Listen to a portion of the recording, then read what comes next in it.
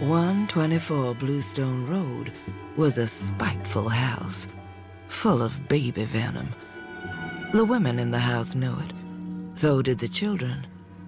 By 1873, Setha and her daughter Denver were its only victims. We know you there. Time you let us see you. You can come on out now. Come on. Come on. You may as well just come on. Setha's two sons had fled Ohio when they were 13 years old. Neither boy waited to see another kettle full of chickpeas smoking in a heap on the floor, soda crackers crumbled and strewn in a line next to the door sill. Come on. Come tell us why you're here. Everybody gone but us. The boy's grandmother, Baby Suggs, heard them go, but didn't raise her head from her sickbed. She died shortly afterwards, with no interest whatsoever in the boy's leave-taking or her own. Setha and Denver had decided to end the persecution by calling for the ghost that tried them so. Only the sideboard moving. Grandma Baby must be stopping it. I doubt that. Then why don't the hate come? You forgetting how little it is. She weren't even but 2 years old when she died. Too little to understand. Now help me push the sideboard back in place. Well, baby, she throws a powerful spell. No more powerful than the way I learned her. We could move. Leave it all behind. What'd be the point, Denver? Not a house in the county ain't packed to the rafters with some dead Negro's grief. Setha knew that her memories of her sons were fading fast. As for the rest of her memories, she worked hard to remember as close to nothing as was safe of the life she had lived before coming to Bluestone Road.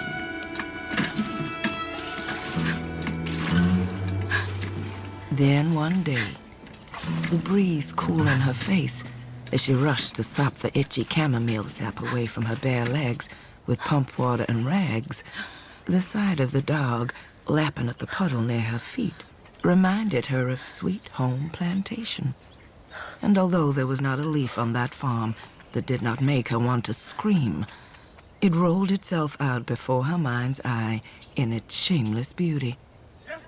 Boys hanging by the neck from the most beautiful sycamores in the world. It shamed her, remembering the wonderful soughing trees rather than the boys. Haldy? Haldy, is that you? What's left? How you been, girl? Besides barefoot. Messed up my legs back yonder. Chamomile. I don't want to even hear about it. Always did hate that stuff. Haldy. Seth. Now come on inside. Porch is fine, Seth. Cool out here. Good to set a while. 18 years. 18. And I swear I've been walking every one of them. Mind if I join you and go barefoot? You want some soap them feet? Let me get you a basin of water. No. Can't baby feet. Whole lot more tramping they got to do yet. You can't leave right away, Paul D. You got to stay a while. Long enough to see baby Suggs anyway. Where is she? Dead? Oh, no. When? 8 years now. Almost 9. I hope she didn't die hard. Soft as cream. Being alive was the hard part. Sorry you missed her, though. Is that what you came for? That's some of what I came for. The rest is you, but if truth be known, I'll go anywhere these days. Anywhere they let me sit down. Just me and my daughter Denver here now. You looking good. Devil's confusion. He let me look good as long as I feel bad. Setha smiled. This is the way they had been. All of the Sweet Home men, before and after she married Hallie, treated her to a mild brotherly flirtation, so subtle you had to scratch for it. Except for a heap more hair and some waiting in his eyes, Paul D. looked the way he had in Kentucky. Peach-stone skin, straight-backed. For a man with an immobile face, it was amazing how he right away produced the reflection of the feeling you were feeling. You'd tell me if there was anything to tell, wouldn't you? About Hallie? He never came and joined us here. I'd tell you. Sure, I'd tell you.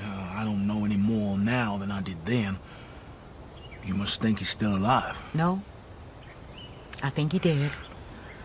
It's not being sure that keeps him alive. Baby Suggs claims she know the very day and hour he died. 1855. The day my baby was born. You had that baby, did you? Never thought you'd make it, running off the plantation pregnant. I had to. Couldn't be no waiting. You could stay tonight, Paul D. You don't sound too steady in that office. Oh, it's truly meant. I just hope you'll pardon my house. Denver? Denver! Come talk to Paul D. while I cook us some dinner. Paul D. tied his shoes together and slung them over his shoulder and followed Setha through the door, straight into a pool of red and undulating light that locked him where he stood. You got company? Off and on. Good God.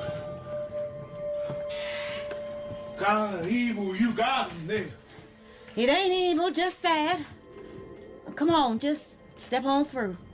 Walking through the pool of red light, a wave of grief soaked him so thoroughly he wanted to cry. You said she died soft as cream. That's not baby Suggs.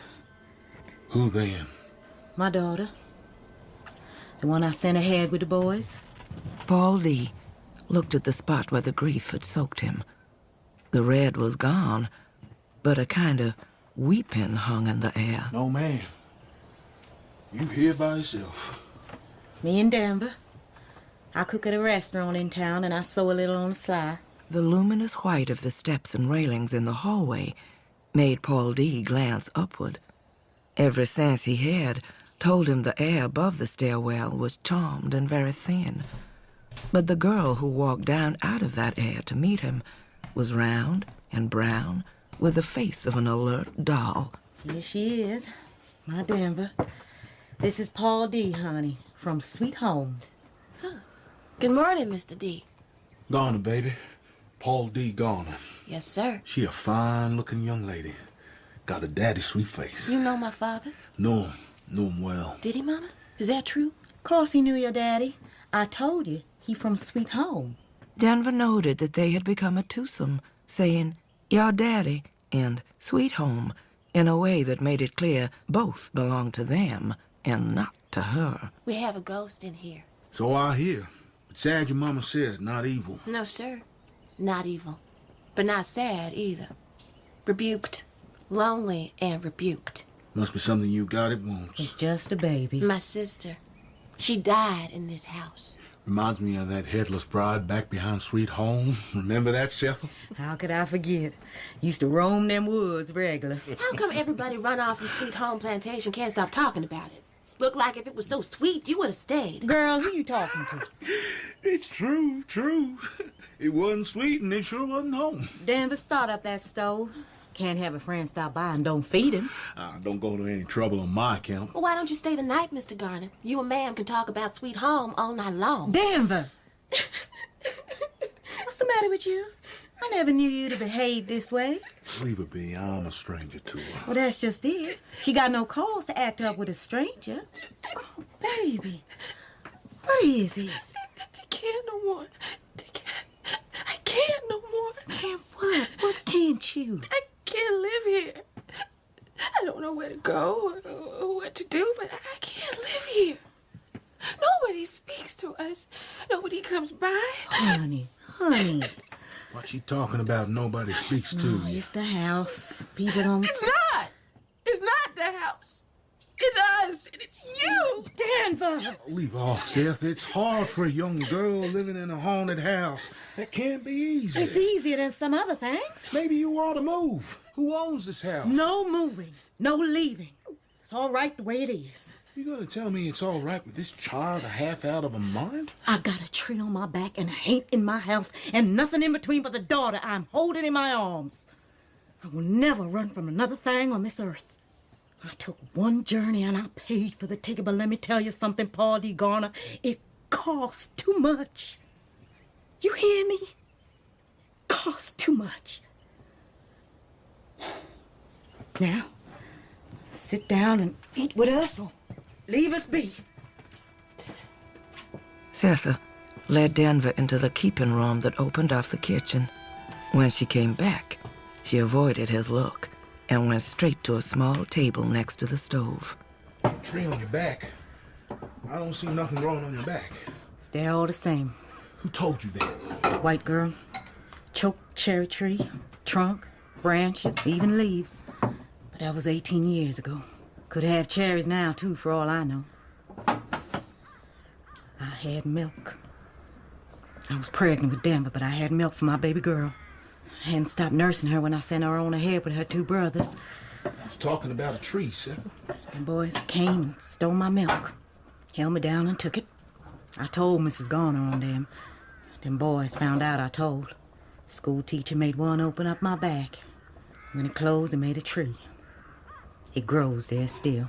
They used cowhide on you. They beat you, and you And they took my baby's milk. Setha slid the pan of biscuits into the oven. As she raised up from the heat, she could feel Paul D., his hands under her chest. She knew but could not feel through the scars that his cheek was pressing against the branches of her choked cherry tree. Oh, Lord, girl. Paul D. was the kind of man that could walk into a house and make the woman cry. It took him a while to realize that his legs were shaking because the floorboards were, and the grinding, shoving floor was only part of it. It's all right. It's all right. God damn it! Hush up! Leave this place alone! The table rushed toward him. He grabbed its leg and bashed it about, wrecking everything, screaming back at the screaming house.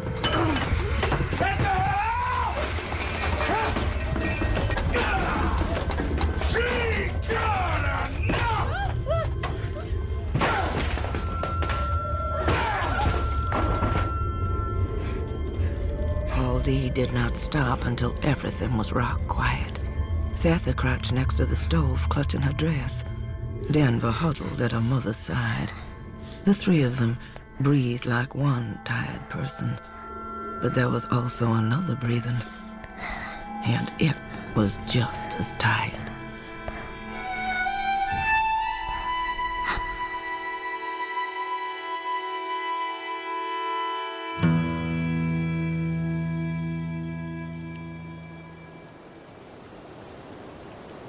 Hi, Johnny. Why, Johnny? Denver's secret was sweet, accompanied every time by wild Veronica, until she discovered cologne. The first bottle was a gift. The second she stole from her mother and hid amongst the wild boxwood in the field behind 124 Bluestone Road until it froze and cracked. In that field, 5 boxwood bushes planted in a ring had started stretching toward each other to form a round, empty room, its walls 50 inches of murmuring leaves. Veiled and protected by the live green walls, Denver felt ripe and clear, and salvation was as easy as a wish. One autumn, long before Paul D. arrived, she was made suddenly cold by a combination of wind and the perfume on her skin. A thin and whipping snow drove her back to the house. A breastplate of darkness hid all the windows except one. Looking in, Denver saw her mother, kneeling in prayer.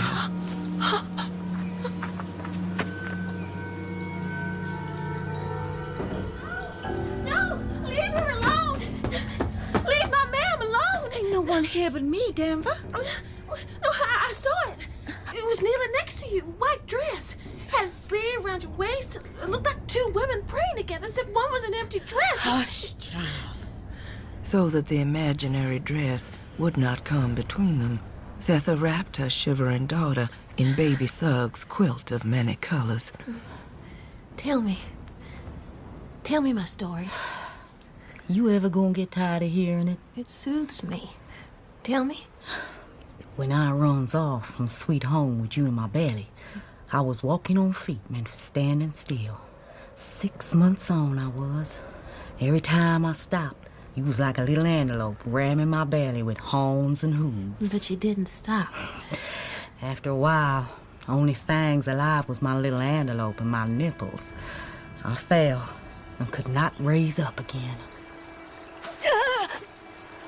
I believed this baby's mama was gonna die in wild onions on the bloody side of the Ohio River. Who's in there?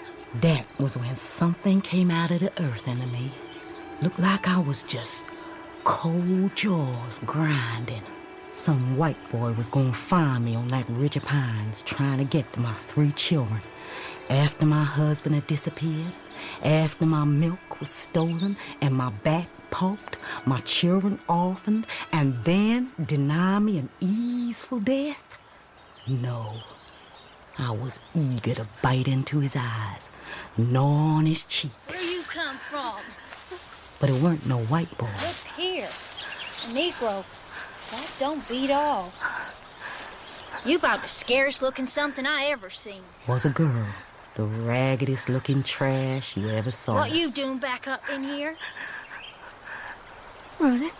Them the feet you running on? Can't even stand. My Jesus, my. You got anything past for food? No. Oh, I like to die. I'm so hungry. I thought there'd be huckleberries. That's why I came up here. Didn't expect to find no Negro woman. I'm having a baby, miss. That mean you don't have no appetite? Oh, I got to eat me something. Where you on your way to, miss? Boston. Your mama know you run off? My mama died working to pay off her passage. Left me to pay off her debt by myself. I gotta go. What you gonna do? Just lay there and fold? I can't get up from here.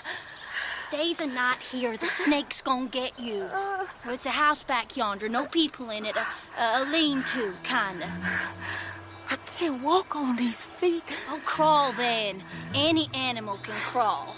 Come on.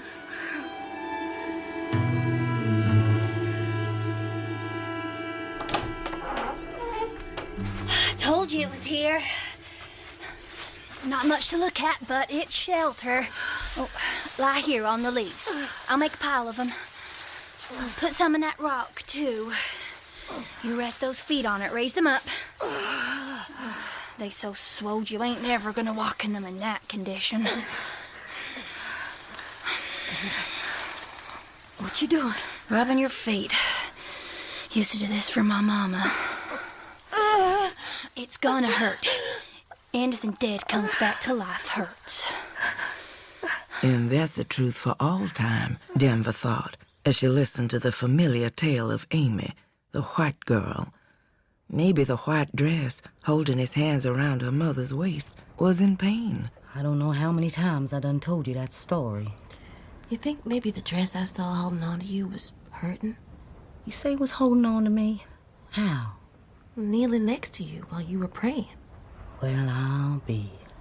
What were you praying for, ma'am? I don't pray no more. Just talk. What were you talking about? Time. How it's hard for me to believe in it.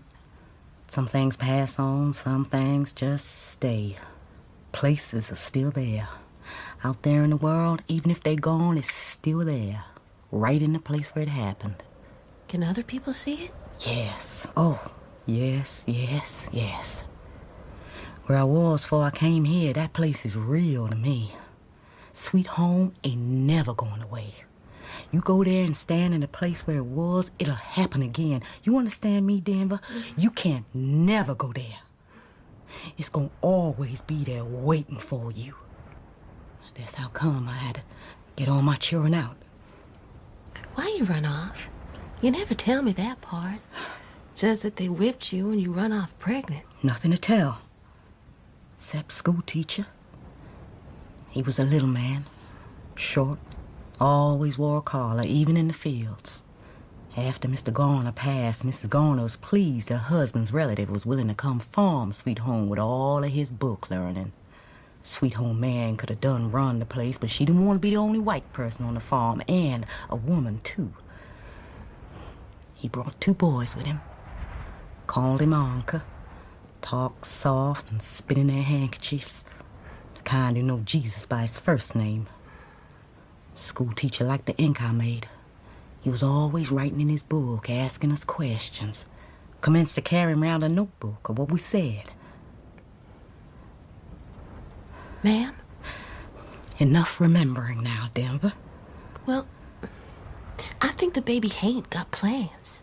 What plans? I don't know, but that dress holding on to you gotta mean something. Whatever those plans were, Paul D's arrival had messed them up for good. With a table and his loud male voice, he had rid 124 of its claim to local fame. It had been whooshed away in the blast of a hazelnut man's shout, leaving Denver's world flat. The night of his arrival, not quite in a hurry, but losing no time, Setha and Paul D had climbed the white stairs to her bedroom. He felt overwhelmed as much by the downright luck of finding her house and her in it as by the certainty of what they were about to do. Merely kissing the wrought iron on her back had shook the house. Now he would do more. Though she could remember desire, she had forgotten how it worked. It was over before they could get their clothes off. His dreaming of her had been too long, and too long ago. Setha, Still got your shirt on. you still wearing your petticoat? Setha lay on her back, her head turned from Paul D, too shy to make talk. I dropped 25 years climbing those stairs with you, Setha. All the years since you first arrived at Sweet Home. A man gets to remembering when that happens. I ought to go downstairs and put my home back together. All us Sweet Home men, Paul F., Hallie, Paul A., 6-0, watching you. 6-0 never watched me. You remember 6-0 and Patsy? Mm-hmm. The 30-mile woman? He walked for 17 hours, sat down for 1, and turned around and walked 17 more just to see her. I used to take a fistful of salsify into Mrs. Garner's kitchen just so I could work in it. Yellow flowers on the table, myrtle tied to the flat iron to make sure the butter would come just like it should. Mr. Garner liked the ink I made there. Only thing I wasn't afraid of at Sweet Home was you men. I used to watch y'all. After I brought you bacon and bread in the fields, hide behind honeysuckle and watch y'all laughing, playing, urinating, singing. When the time came, you chose Hallie. Yes, somebody's son, baby Sug's son. I told Mrs. Garner we wanted to get married in that self-same kitchen. She asked if I was expecting, said Hallie would be good for me. I asked if there was a wedding. She laughed, said I was a sweet child. You was. Hallie took me out to the cornfield. We thought no one knew. As if we could miss a ripple in a cornfield on a quiet, cloudless day. We knew. We knew you was lying with Hallie among the corn stalks. 6 whole years of marriage to somebody's son. I was reckless, Paul D. I took all that luck for granted. As if I thought Sweet Home really was one. A bigger fool never lived. Setha had given little thought to the white dress until Paul D came, and then she remembered Denver's interpretation. That baby Hank got plans. Next morning, waking up next to Paul D, she smiled, thinking about what that word, plans, could mean. She thought also of the temptation to trust and remember that gripped her as she stood before the cooking stove in his arms. Would it be all right? to go ahead and count on something? How soon good as new? Better even. I was thinking of looking for work around here. What you think? Well, ain't much. River work mostly, and hogs. Well, I never worked in water, but I can pick up anything as heavy as me, hogs included.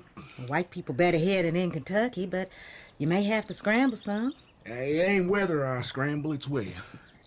You saying it's all right to scramble here? Better than all right. Your girl Denver seems to me she's of a different mind. Well, why you say that? She got a waiting way about her. Something she's expecting, and it ain't me. Don't worry about her. She a charmed child.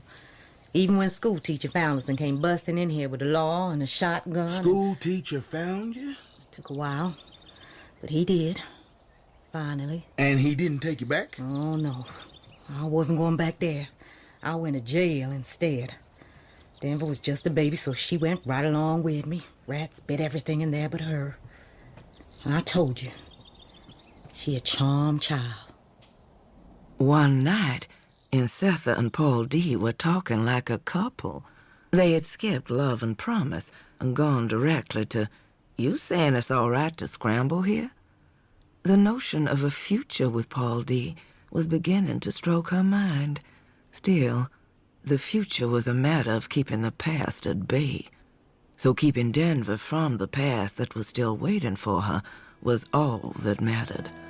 More than Paul D, more than any plans the baby might make.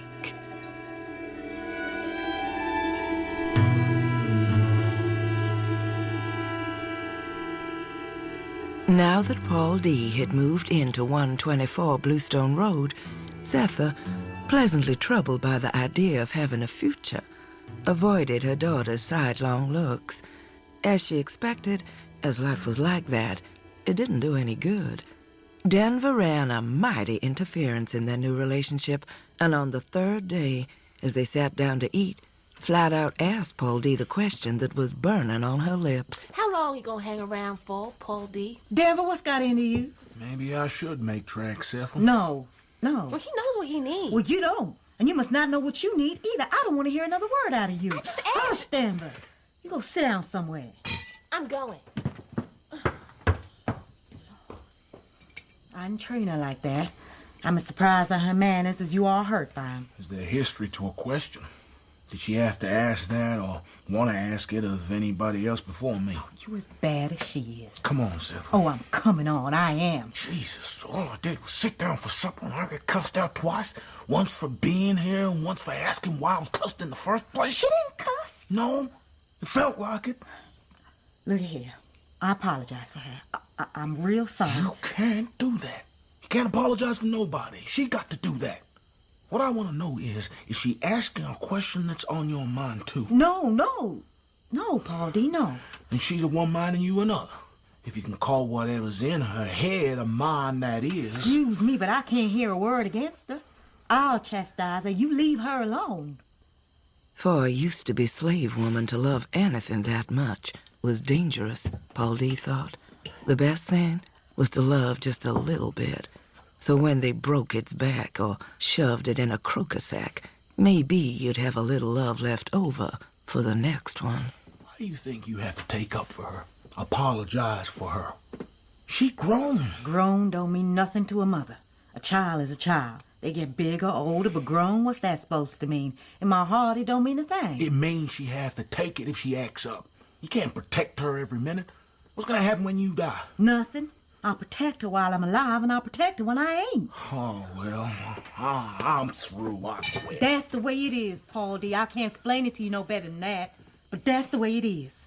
And if I have to choose, well, it's not even a choice. That's the point, the whole point. I'm not asking you to choose. Nobody would. I thought you could. There was some space for me. She's asking me to choose. Denver. You can't go by that, Setha. You got to say it to her. Tell her it's not about choosing somebody over her. It's making space for somebody along with her. And if you say it and mean it, then you also got to know you can't gag me. There's no way I'm gonna hurt her. I'll take care of what she needs if I can. But I can't be told to keep my mouth shut if she acting ugly. You want me here? Don't put no gag on me. Maybe I should leave things the way they are with Denver. How are things? We get along. What about inside? I don't go inside. Seth, if I'm here with you, with Denver, you can go anywhere you want. Jump if you want to, 'cause I'll catch you before you fall. Now, I'm not saying this because I need a place to stay. I'm a walking man. But I've been heading in this direction for the last 7 years. When I got here and sat out there on the porch waiting for you, well, I knowed it wasn't the place I was heading toward. It was you. We can make a life, girl. A life. I don't know. Leave it to me. Just see how it goes, all right?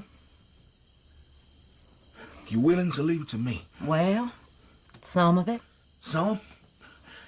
Okay. Here's some. There's a carnival in town. Thursday tomorrow is for colors, and I got $2. Me, you, and Denver gonna spend every penny of it. What you say? No, is what she said. At least, what she started out saying. But even when she said it, she was thinking how much her eyes enjoyed looking in his face.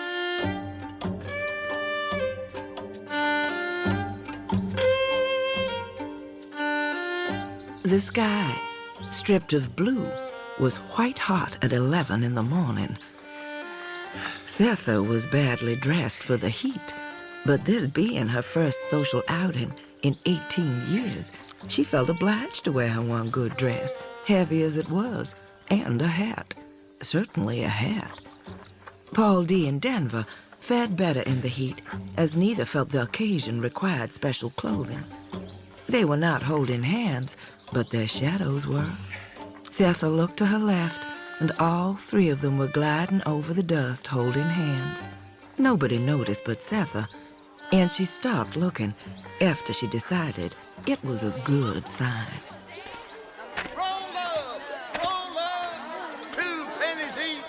Pickaninnies go free. You keep calling pickaninny. Roll up! Come on, Setha, Denver. Let's go inside. I'm ready for the spectacle of white folks making a spectacle of themselves for my entertainment. Who wants candy? That day, Paul D. made a few acquaintances and spoke to them about what work he might find. Setha returned the smile she got. Denver was swaying with delight. And on the way home, although leading them now, the shadows of 3 people still held hands.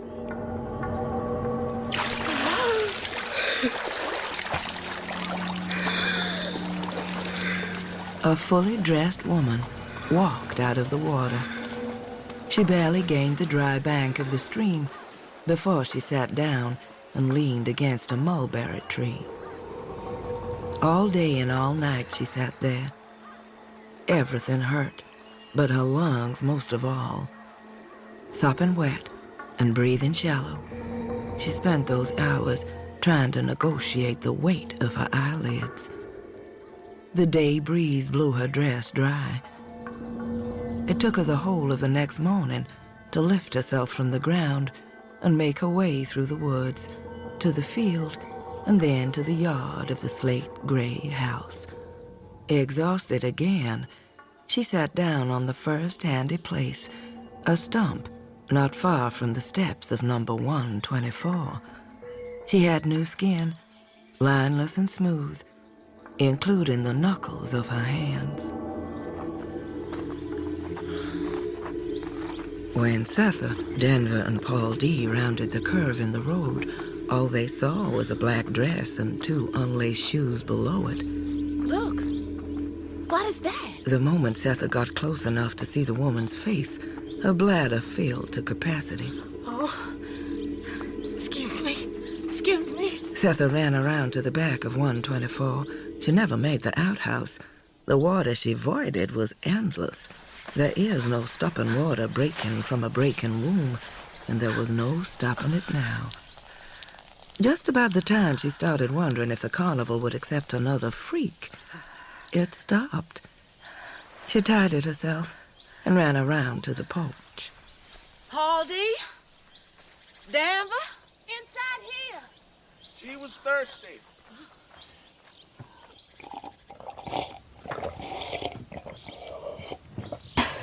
More?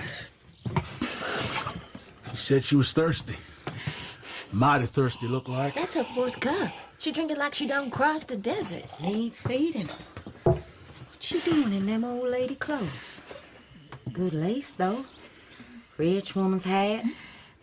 I've never seen skin so smooth. Except for them 3 scratches on her forehead. Never seen anything like it. You from round here? These your shoes? What might your name be? Beloved. Beloved? Using last name Beloved? Last? No. B-L-O-V-E-D.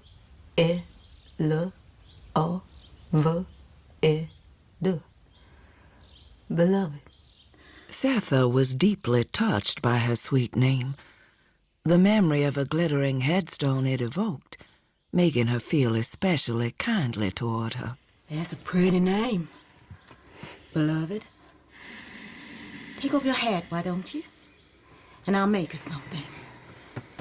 We just got back from the carnival over near Cincinnati. Everything in there is something to see. She's falling asleep. Miss? Miss? You want to lay down a spell? Come. Lean on me. Lay down in the keeping room, Denver. Take your time. Your feet look too soft for walking. In the keeping room, Beloved collapsed on Baby Suggs' bed. Denver removed her hat and put the quilt over her feet before tiptoeing out of the room. Is she feverish, Denver? Could you tell? No, she's cold. Well, fever go from hot to cold. Could have the cholera. All that water, sure sign. She's not sick. 4 days Beloved slept, waking and sitting up only for water.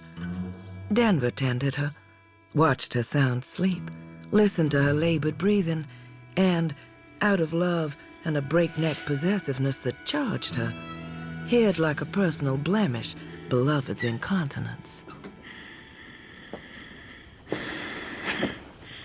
Beloved? Beloved?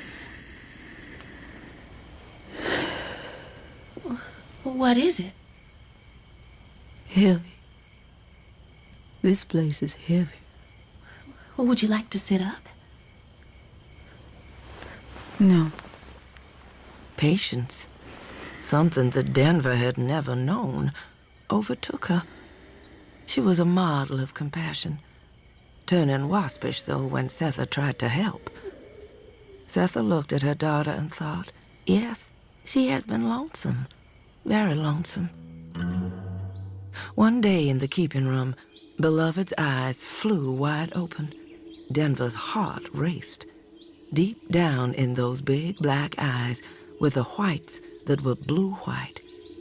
There was no expression at all. Can I get you something? That. My piece of sweetbread? Here. From that moment on, and through everything that followed, sugar could always be counted on to please Beloved. You gonna feed her? From now on. Denver likes her. She no real trouble. I thought we'd wait until her breath was better. She still sounds a little lumber to me. Something funny about that gal. Funny how? Acts sick, sounds sick, but she don't look sick. Good skin, bright eyes, strong as a bull. Can't walk, but I seen her pick up that rocker with one hand. You didn't. Don't tell me, ask Denver. She was right there with her. Denver? Come out here a minute. Yes, ma'am. Paul D says you and him saw Beloved pick up that rocking chair single-handed. That so? Long, heavy lashes made Denver's eyes seem busier than they were. Deceptive, even when she held a steady gaze, as she did now on Paul D. No, I didn't see no such thing. Under the challenge of Setha's gaze, Paul D. frowned, but said nothing. If there had been an open latch between Paul D. and Denver, it would have closed at that moment. Denver had declared her loyalty, and it was not to him.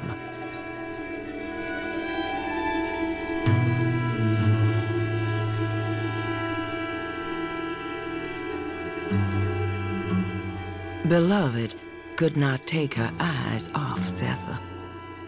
Stooping to shake the damper or snapping sticks for kindling, Setha was licked, tasted, eaten by Beloved's eyes. Setha was flattered by Beloved's open devotion. The company of this sweet, if peculiar guest pleased her the way a zealot pleases his teacher. One dark, cool evening, Setha cut a rutabaga into 4 pieces and left them stewing. Sat Denver at the table to sort a half-peck of peas, then sat herself down to rest. Half of these pods empty, ma'am. Shall to rest, then. The heat of the stove made Setha drowsy, and she was sliding into sleep when she felt Beloved touch her. A touch no heavier than a feather, but loaded with desire. Where your diamonds? Diamonds? What I be doing with diamonds? On your ears. Wish I did. I had some crystal once. A present from the lady I work for. Tell me your diamonds. Storytelling became a way to feed Beloved. It amazed Setha, because every mention of her past life hurt. Even with Paul D., who had shared some of it, the hurt was always there. But as she began telling about the earrings, she found herself wanting to, liking it. That lady I worked for in Kentucky gave them to me when I got married. I guess she saw how bad I felt when I found out there wasn't going to be no ceremony and no preacher. I thought there should be something. I made up my mind to have at least a dress that wasn't the sacking I worked in. So I took to stealing fabric. Wound up with a dress like you wouldn't believe. Worst looking gown you could imagine. Looked like a Hank peddling. I weren't but 14 years old, so I reckon that's why I was so proud of myself. Saturday afternoon it was. Next day, Mrs. Garner took me upstairs to her bedroom, opened up a wooden box, and took out a pair of crystal earrings. I want you to have these, Setha. I never did put them on until I got away from the Garners and Sweet Home Plantation. One day, after I walked into this very house, Baby Suggs unknotted my underskirt and took 'em out. I sat right here by the stove with Denver in my arms, and she punched holes in my ears for me to wear 'em. I never saw you in earrings. Where they now? Gone. Long gone. Another day, as the 3 spread rain-soaked sheets in the kitchen and Setha dried Denver's hair with a towel, Beloved was hungry for more stories. Your woman? She never fix up your hair? My woman? She means your mother. Well, if she did, I don't remember. I didn't see her but a few times out in the field and once when I was working indigo. One thing she did do, when I was a little girl, she picked me up and carried me behind the smokehouse. She opened up her dress front. Right on her rib was a circle and a cross burnt right in her skin. If something happened to me and you can't tell me by my face, you can know me by this mark. Scared me so. Yes, ma'am, I said. But how will you know me? Marked me too. Did she? She slapped my face. Well, what for? I didn't understand it then. Not till I got a mark of my own. What happened to her? Hung. By the time they cut her down, nobody could tell if she had a circle and a cross. I did look. It was a lot of them. Old woman told me about her after she died. She threw them all away but you, she told me. The ones from the crew, the others from all whites, threw them. Without names. Never put her arms around them except you, small girl Setha, she said. She held you. Your woman made you sad? Enough now. Pass me the comb, Denver. Paul D be here in a minute. Denver had noticed how greedy Beloved was to hear Setha talk. Now she noticed something more, the question she asked. Tell me your diamonds? How did she know?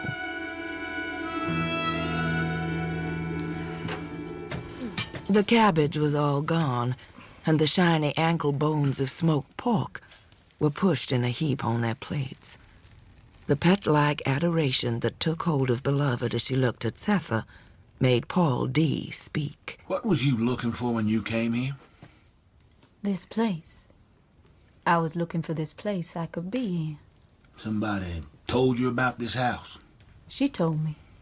When I was at the bridge, she told me.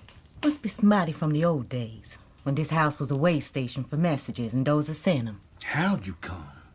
Who brought you? I asked you who brought you here. I walked here. A long, long, long, long way. Nobody bring me. Nobody help me. You had new shoes. If you walk so long, why don't your shoes show it? Paul D, stop picking on her. I want to know. I take the shoes. I take the dress. The shoestrings don't fit. I'll teach you how to tie your shoes. Come to my room, I'll show you. Come on. Paul D.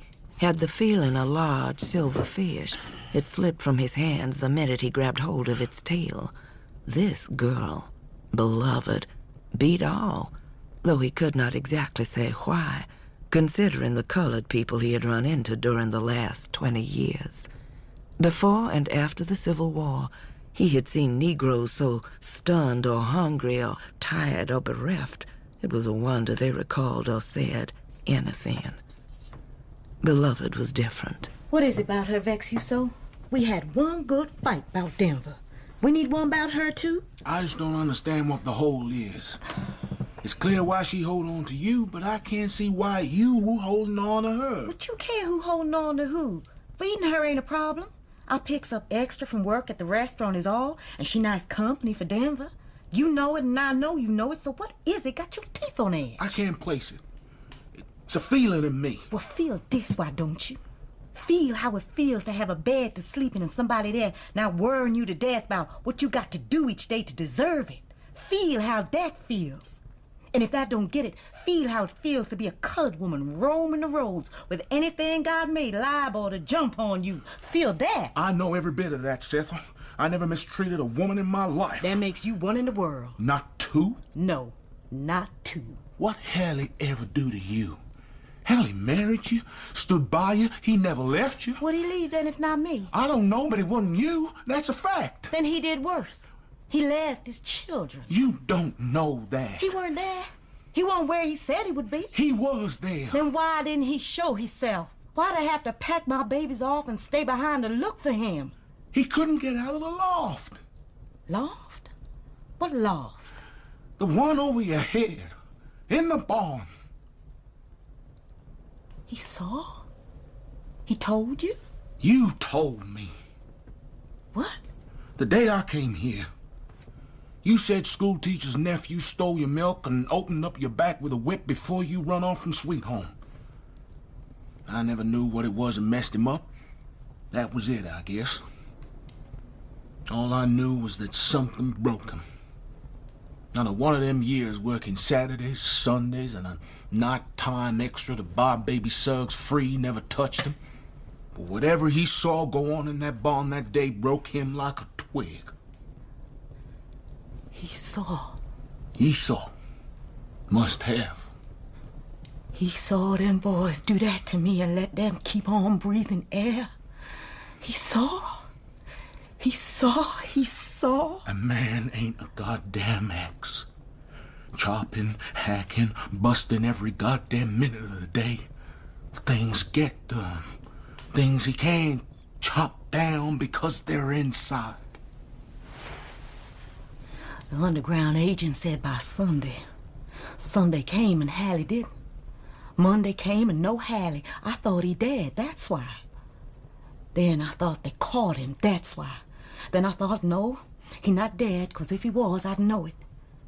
Then you come here after all this time, and you didn't say that he was dead, so I thought, well, he just found him another, better way to live. 'Cause if he was anywhere near here, he'd come to baby Suggs, if not to me. But I never knew he saw. It broke him, Seth. You may as well know it all. Last time I saw him, he was sitting by the churn. He had butter all over his face. What'd he say? Nothing. Not a word. You speak to him? Didn't you say anything to him? Something? I couldn't, Seth. I just couldn't. Why? I had a bit in my mouth. Oh, Paul D. I didn't plan on telling you that. I didn't plan on hearing it. I can't take it back. But I can leave it alone. People I saw as a child who'd had the bed always look wild after that. But when I look at you, I don't see it. There ain't no wildness in your eyes nowhere. There's a way to put it there, and there's a way to take it out. I know them both, and I haven't figured out yet which is worse. You want to tell me about it? It wasn't a bit. What then? The roosters. Walking past the roosters, looking at them, looking at me. In that old pine tree at Sweet Home. Must have been 5 of them perched up there. And Mister, he come down and perched on the tub. He loved that tub. Like a throne. It was me that took him out of his shell. He'd have died if it hadn't been for me. Had him walk right off and left his one egg. I tapped it open, and here come Mister. Bad feet and all. I watched that son of a bitch grow up and whoop everything in the yard. He sat there, on the tub, looking at me. I wasn't even thinking about the bit in my mouth. Just Hallie and what had become of the Sweet Home men. Mister, he looked so free. Better than me. Stronger. Mister was allowed to be and stay where he was. But I wasn't allowed to be and stay where I was. Even if you cooked him, you'd be cooking a rooster named Mister. But no way I'd be Paul D. again. Living or dead. School teacher changed me. I was something else. And that something else was less than a chicken sitting in the sun on a tub. Setha put her hand on Paul D.'s knee and rubbed. Her hands, soft and reassuring, stopped him. Just as well, he thought. He would keep the rest where it belonged, in that tobacco tin, buried in his chest where a red heart used to be, its lid rusted shut. He would not pry it loose now in front of this sweet, sturdy woman, for if she got a whiff of the contents, it would shame him. It would hurt her to know that beaten in the man she had taken into her home, there was no heart red as Mister's comb.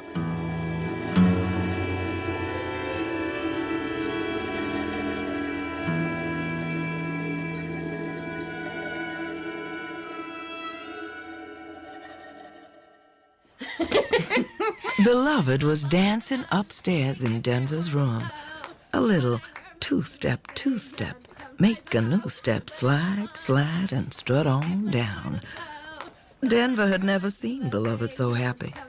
She had seen her pouty lips wide with pleasure of sugar or some piece of news that Denver gave her. She had felt warm satisfaction radiating from Beloved's skin when she listened to Setha talk about the old days. Stop! You'll tire yourself out. But gaiety she had never seen before. Why are you looking at my neck? No reason. Why you call yourself Beloved? In the dark. My name is Beloved. What's it like over there? Where you were before, can you tell me? Dark. I'm small in that place. I'm all curled up, Like this here. Were you cold? Hot.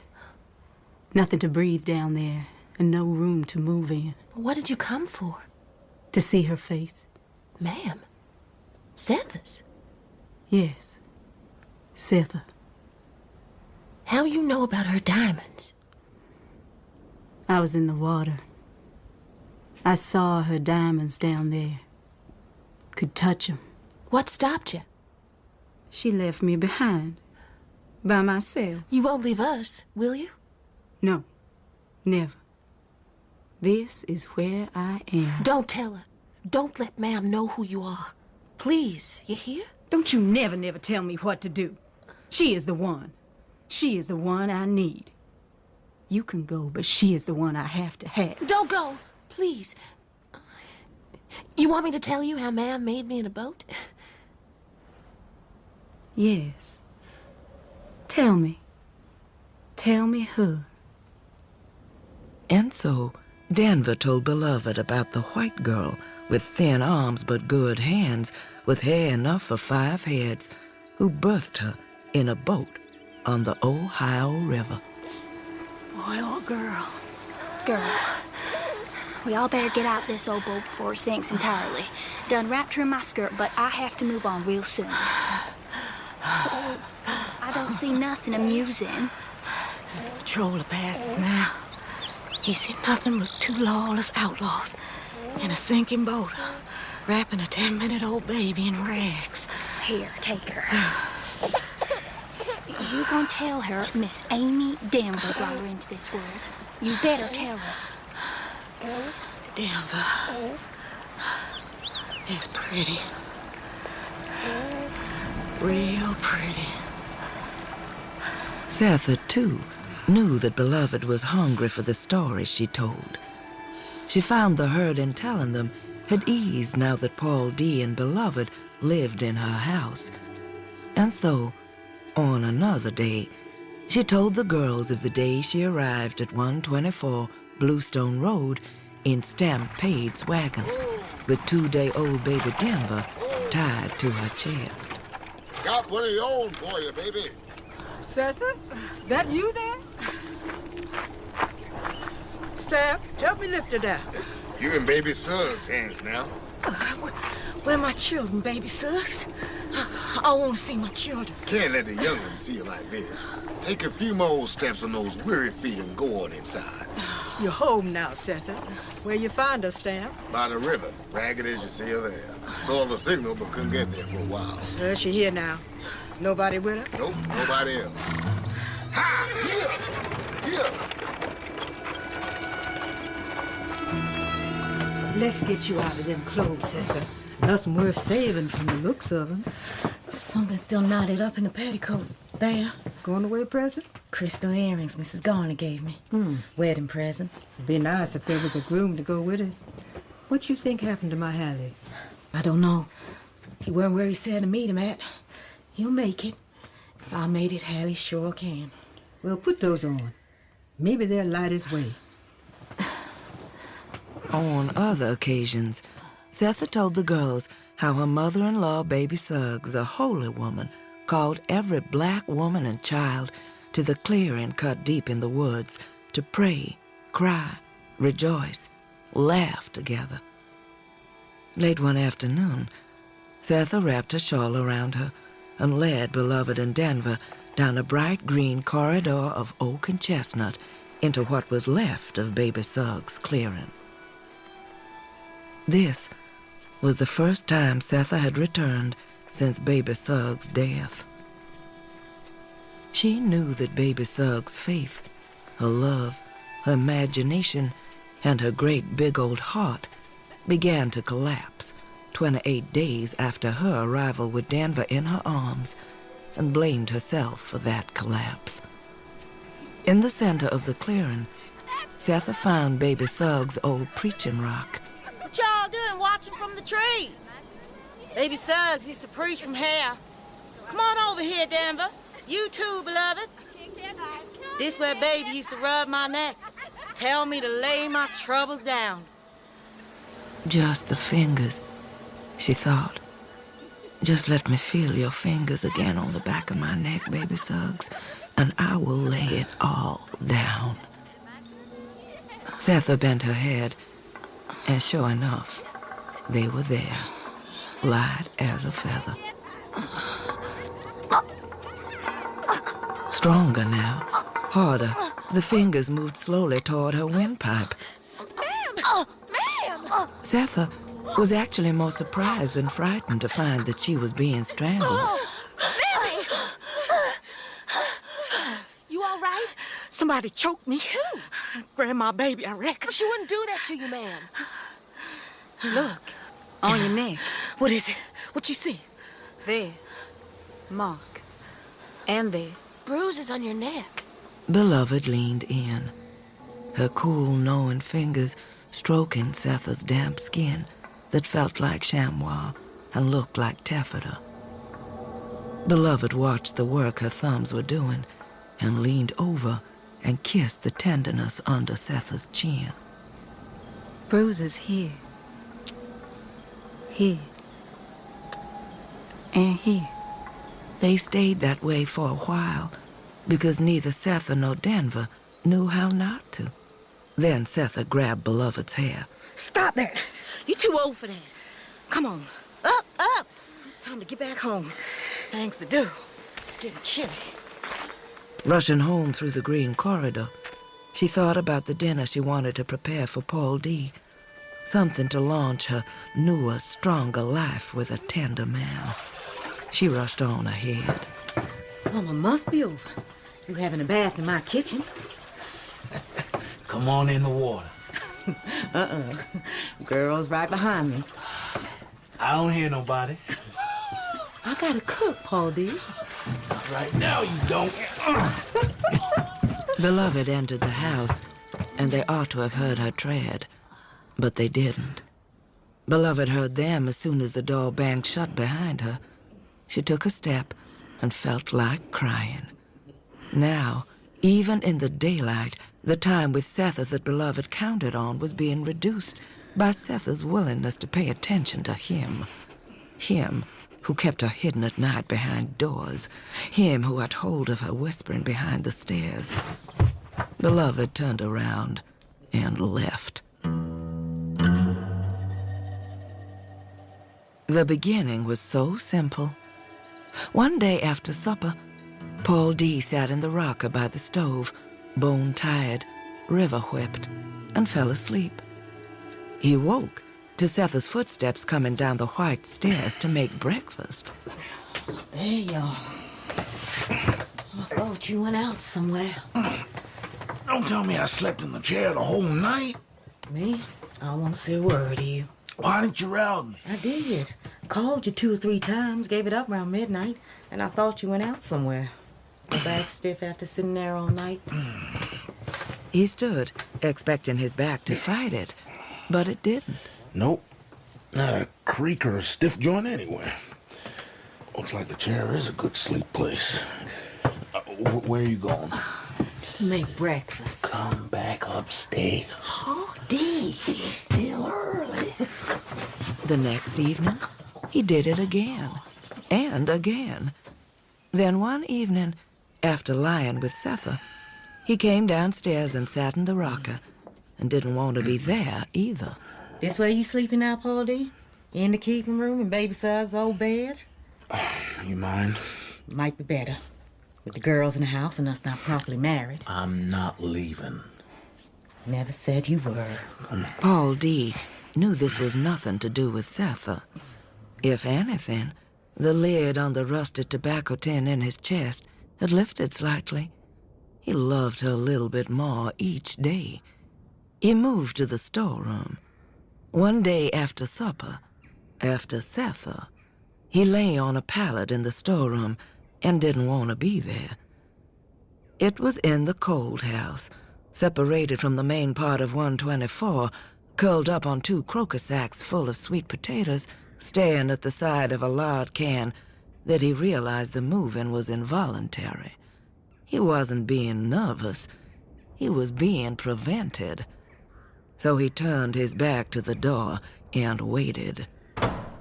She came, and he wanted to knock her down. What you want in here? What you want?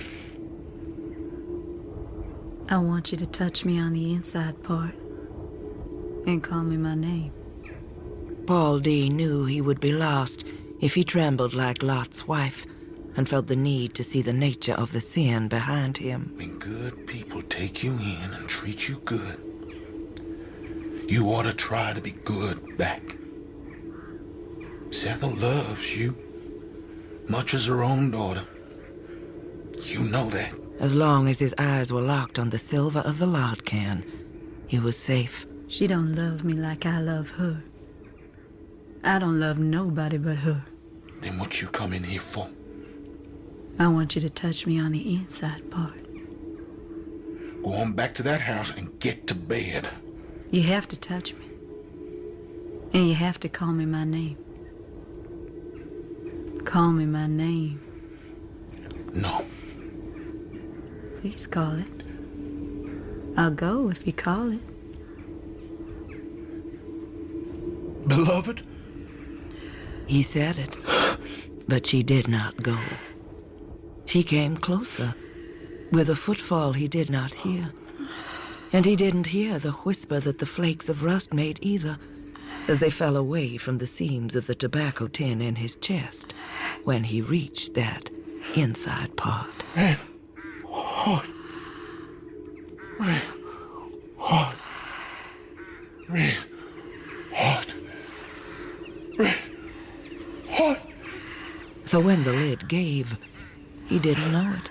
Red hot. Red hot. Red hot. His shouts woke Denver, and then Paul D. himself.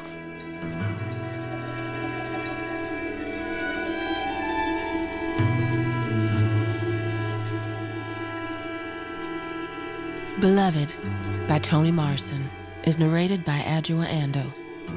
Setha is played by Nadine Marshall. Denver by Pippa Bennett Warner. Paul D. by Danny Sapani.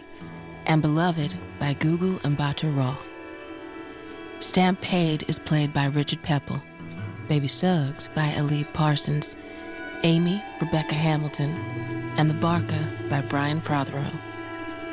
The music is composed by John Nichols. Beloved is adapted by Patricia Kumper, and the director is Sasha Yevtushenko.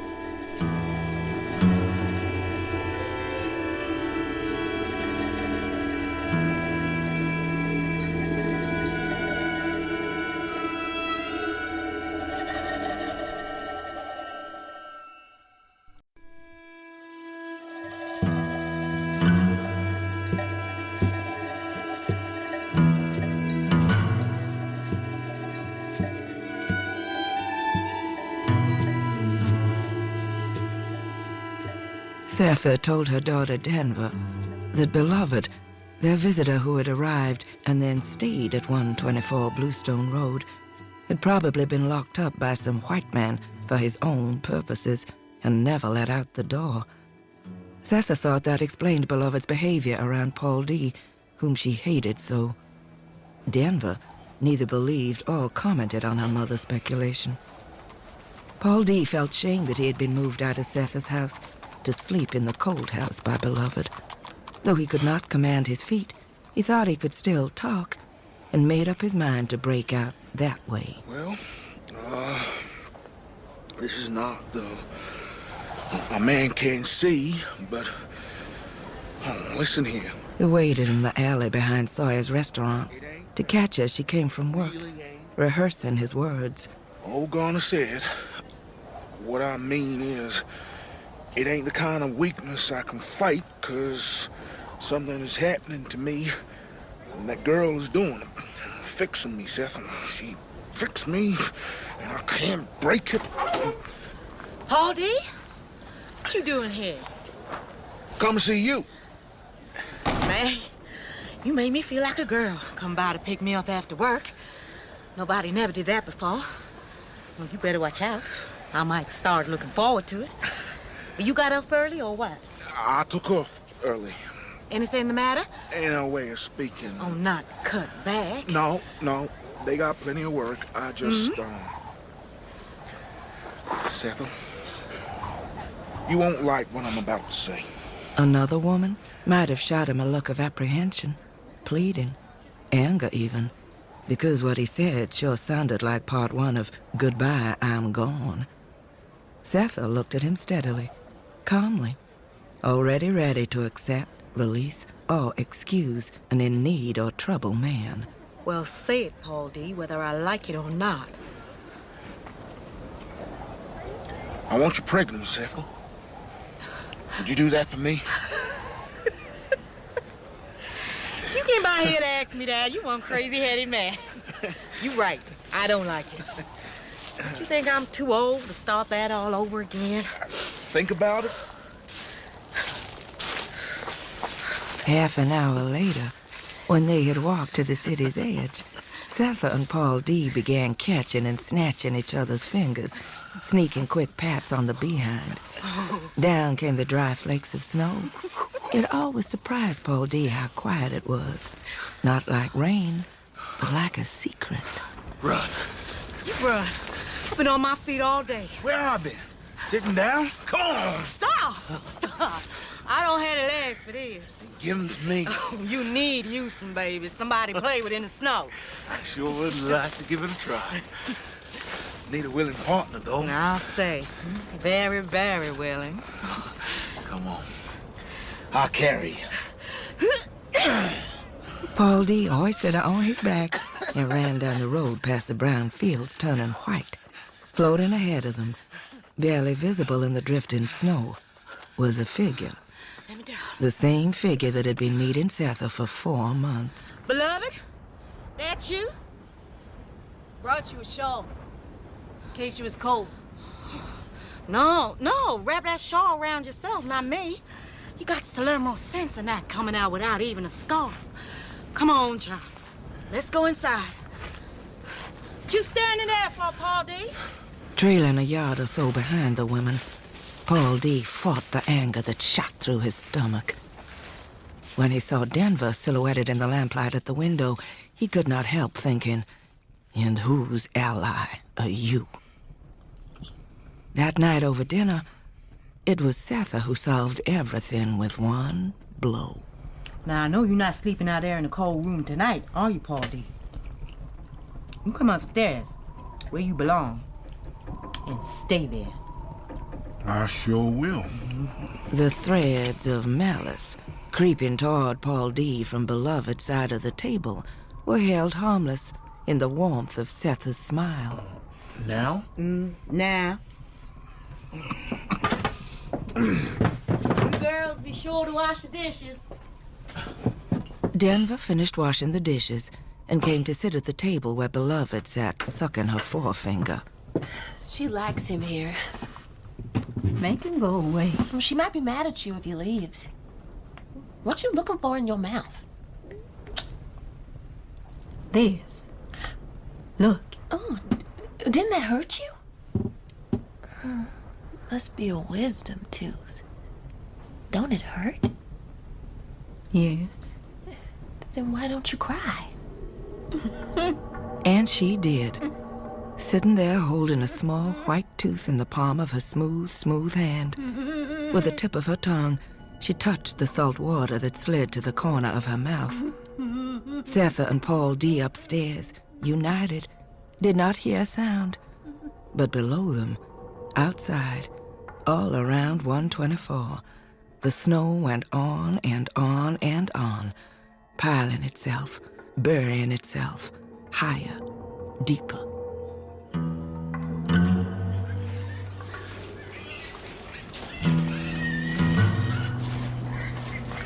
Them hogs sure know how to make noise. They know they going to slaughter. Come out here to get away from crying in the chute like that. Only decent shelter for a man to rest a while. This old shit. I got something I want to show you, Paul D. Something I think you needs to see. Stampede had made up his mind to show him a piece of paper, newspaper, with a picture drawing of a woman who favored Setha. He smoothed the scrap of paper on his knee. Who you say that is? Setha. That's Setha. I don't know, man. Don't look like it to me. I know Setha's mouth, and this ain't it. No. To that picture, to whatever it says, no. But no way in hell a black face appear in a newspaper if the story was anything anybody wanted to hear. I know her mouth, and that ain't it. Stamp understood how long a road he would need to travel to make Paul D. believe what he had decided to tell him. So he began by telling him about the trouble caused by 2 buckets full of blackberries that tasted so good that eating them was like being in church. What you got in them buckets, Stan? know a place down by the river's edge where the blackberries grow. Got me 2 buckets full. You done shredded your clothes, cut your hands, raised marks on your face and neck in the process. Setha, come look at this blackberry gathering man. Bet you'd like one, little girl. Stan! Never can't eat that. She too little for that, Stan. Sickify her stomach. Look like she want another one of me. They sure do taste fine. Try one, baby Suggs. Us ought to do something worthy of the labor and love Stamp put into picking them.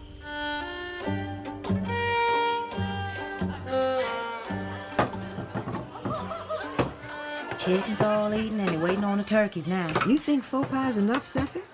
Looks like everyone in the neighborhood here. If they ain't, they fixing to come. You seen Stan? Stan? Where that man when I need him? Stan! He in the yard cleaning all the catfish he caught. Said Perch was just jumping into his boat. They were so plentiful. I best get one of the neighbor men to help me then. The wagon done brought the ice from Cincinnati, and I need help putting the strawberry shrub to cool. I ain't never seen nothing like it. Folks just keep on coming. And they're hungry, too. I always had it in my mind that I would have a celebration when Hallie arrived. When you arrived all mashed up and split open with another grandchild in your arms, that whoop moved closer to the front of my brain. But when Stamp arrived all torn and whipped by them blackberries, that's when I made up my mind we should celebrate. Those buckets of blackberries grew to a feast for 90 people. 124 shook with voices far into the night. 90 people ate so well and laughed so much, it done made them angry. Too much, they thought. Where does she get it all, baby Suggs? Why is she and hers always the center of things? Next morning, they swallowed baking soda to calm the violence caused by the bounty and whispered to each other about fat rats and doom. You hungry, Stan? You're making, I'm eating. Setha? Too early to think about food. Not after last night. Sure was something. Sure was. What's that? Baby? Something's in the air. Later, working in the garden with Setha, chopping at the tight soil over the roots of the pepper plants, Baby thought she smelled it again. Where the children, Setha? Stamp keeping an eye on the boys. He done chopped enough wood to near enough fill the shed already. Girls inside.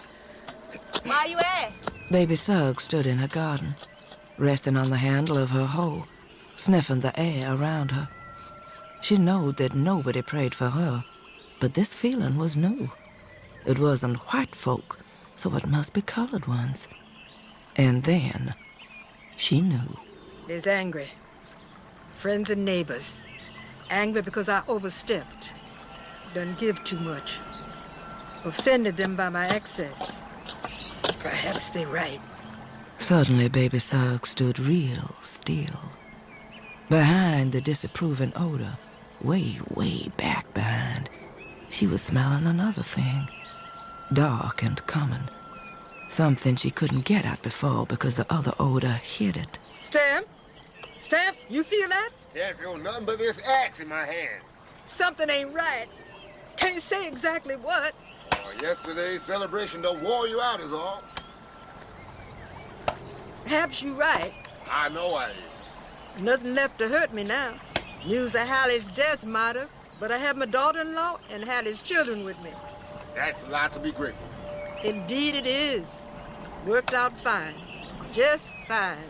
Fine, that is, until she got proud and let herself be overwhelmed and have a celebration of blackberries that put Christmas to shame. Until she stood in the garden under a blue and clear sky, amidst the definite green of the leaves, hearing birds in the stream way down in the meadows, and smelt disapproval and felt a dark and coming thing. That ain't Seth's mouth, Stamp. I know her mouth, and the mouth of the woman in that picture ain't it. Stamp paid, took a breath, smoothed the paper on his knee once more, leaned toward the mouth that was not Seth's, and slowly read out the words Paul D. couldn't. A Negro child's throat, cut from ear to ear by its mother. It ain't her. Stamp paid, looked into Paul D.'s eyes, and the sweet conviction in them almost made him wonder if it had happened at all. 18 years ago, while he and baby Suggs were looking the wrong way, a pretty little slave girl had recognized school teacher's hat coming up the road and split to the woodshed to kill her children.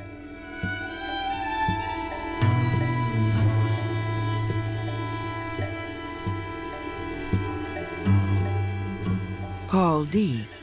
looked at the drawing of the woman that looked like Setha on the scrap of newspaper Stamp Page had smoothed out on his knee.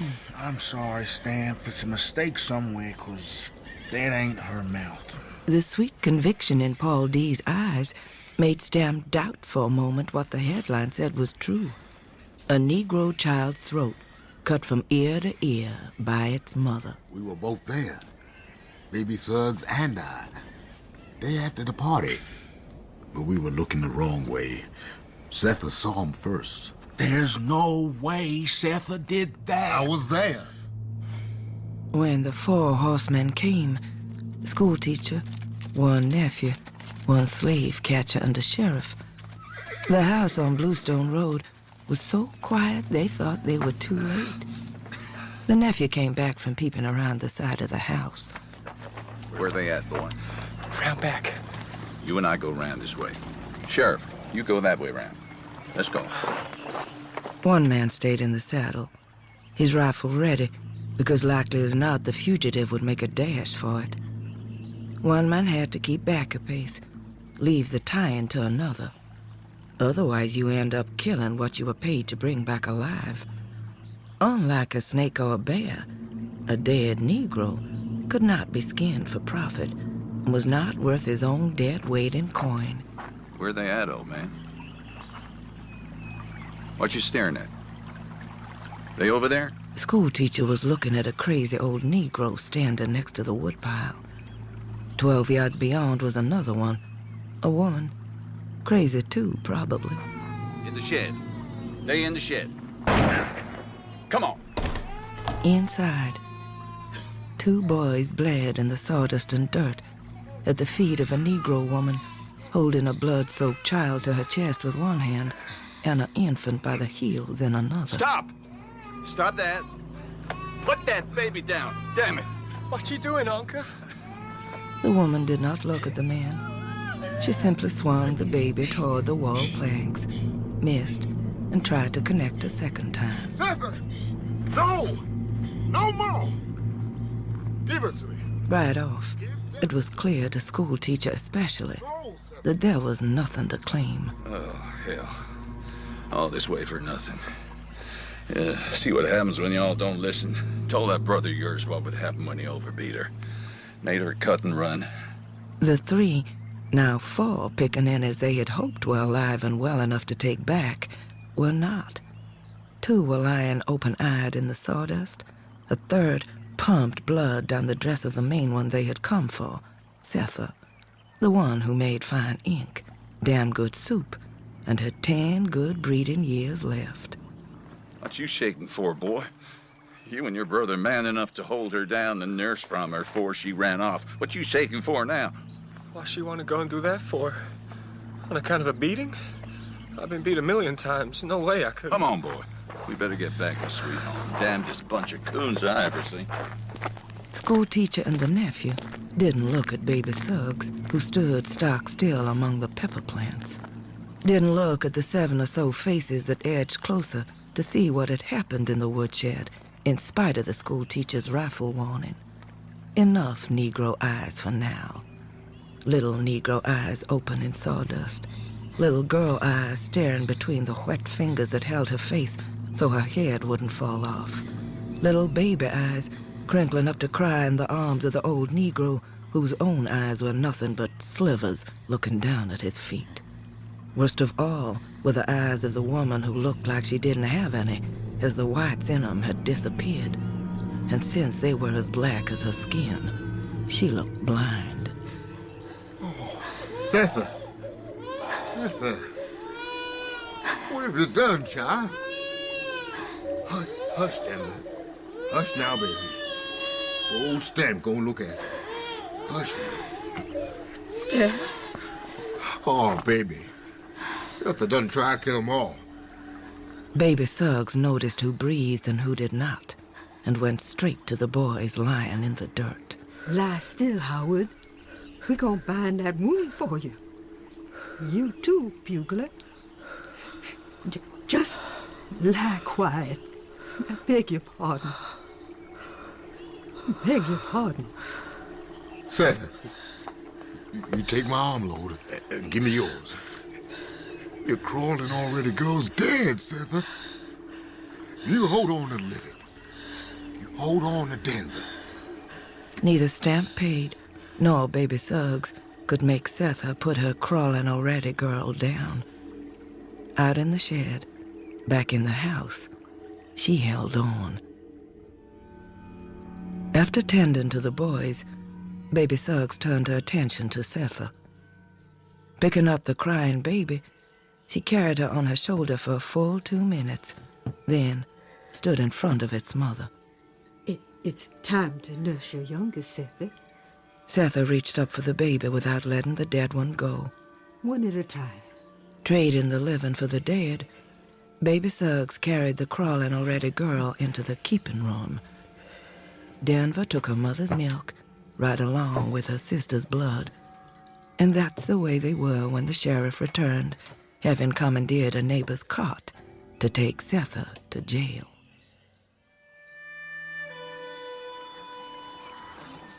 Outside, a throng of black faces stopped murmuring. Holding the living child, Setha walked past them and climbed into the cart, her profile knife clean against a cherry blue sky. Was her head a bit too high? Her back a little too straight? Perhaps.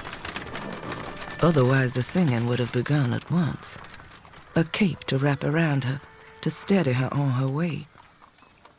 As it was, they waited until the cart headed west to town. And then, no words. Humming. No words at all.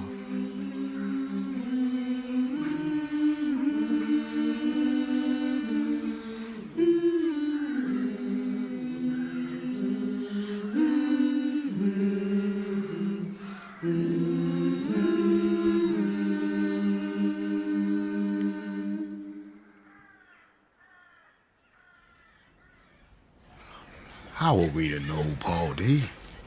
Baby had a listening way about her that morning, but she kept looking down past the corn to the streams, so that's where I looked too.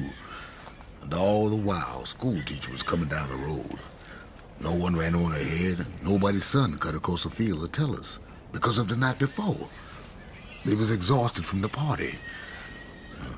Maybe they wanted to know if baby really was special.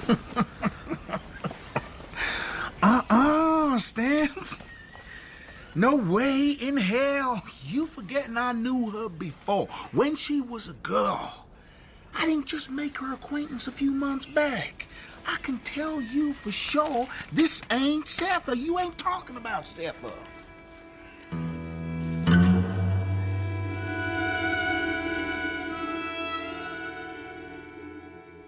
Stamp gave you this? Sure did. I told him. That's not her mouth. Sarah? It was 18 years ago, Paul D. I don't have to tell you about Sweet Home, what it was. Or maybe you don't know what it was like for me here. Setha was spinning round and round the kitchen, past the jelly cupboard, past the window, past the sideboard, past the keeping room door. Paul D. sat at the table watching her drift into view, then disappear behind his back. It made him dizzy. At first he thought it was her spinning. Then she came to sit in front of him, the lower half of her face covered by her palms. She was crawling already when I got here.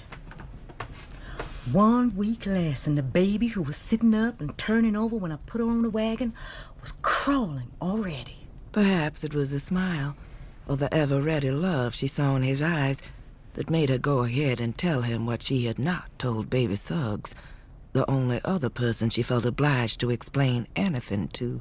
I did it. I got us all out, without Hallie, too. Up till then, it was the only thing I did on my own, decided, and it came off right. We were here, each and every one of my babies, and me too. I was big, Paul D., deep and wide, and when I stretched out my arms, all my children could get in between. Maybe I couldn't love them proper in Kentucky because they weren't mine to love. But when I jumped down off of that wagon outside this house, there was nobody in the world I couldn't love if I wanted to.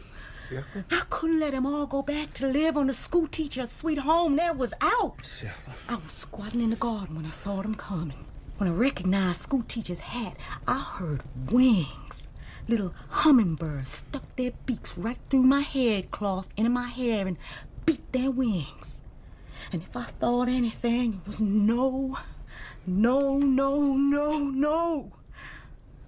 I collected every bit of life I'd made and took them over there where no one would hurt them. Oh, girl. I stopped him. I stopped school teacher and put my babies where they'd be safe. It occurred to Paul D. that what Setha wanted for her children was exactly what was missing in 124. Safety. He thought he had made it safe, had gotten rid of the danger run it off the place. And because Setha had not run it off before he got there her own self, he thought it was because she didn't want to do it. He was wrong. Suddenly he saw what Stampede wanted him to see, and it scared him. Your love is too thick. Love is, or it ain't.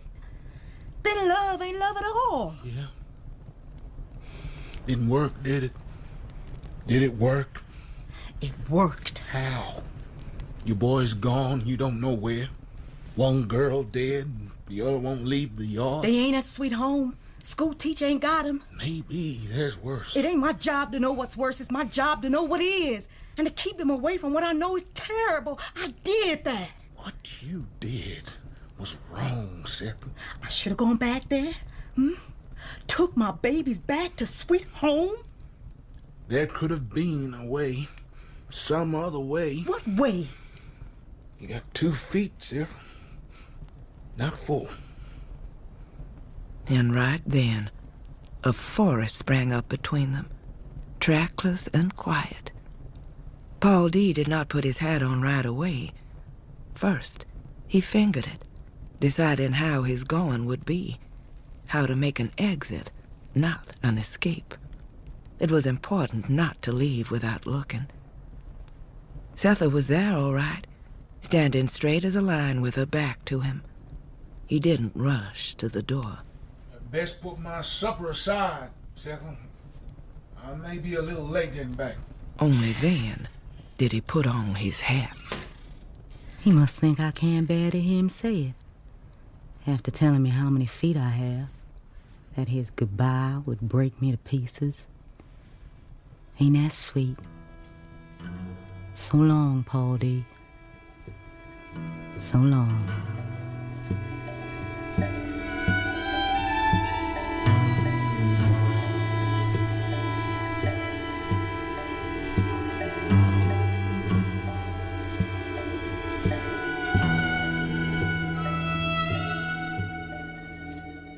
After the departure of Paul D. from 124 Bluestone Road, Setha made up her mind to take the advice she had been given by her mother-in-law, Baby Suggs, to lay it all down, sword and shield.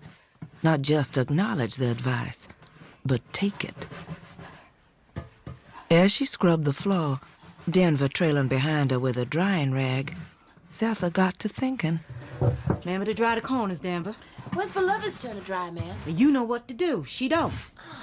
28 happy days of having women friends, her children together, being part of a neighborhood had been followed by 18 years of disapproval and a solitary life.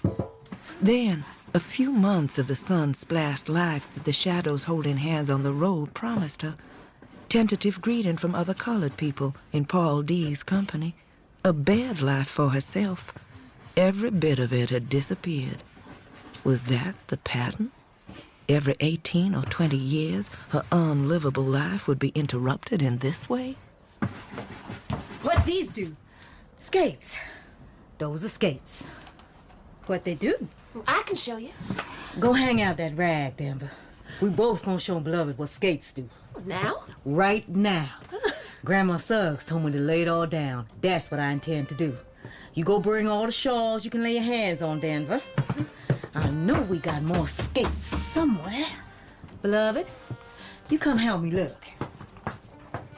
Anybody feeling sorry for her, anybody wandering by to peep in and see how she was getting on, including Paul D., would discover that the woman junkied for the third time because she loved her children.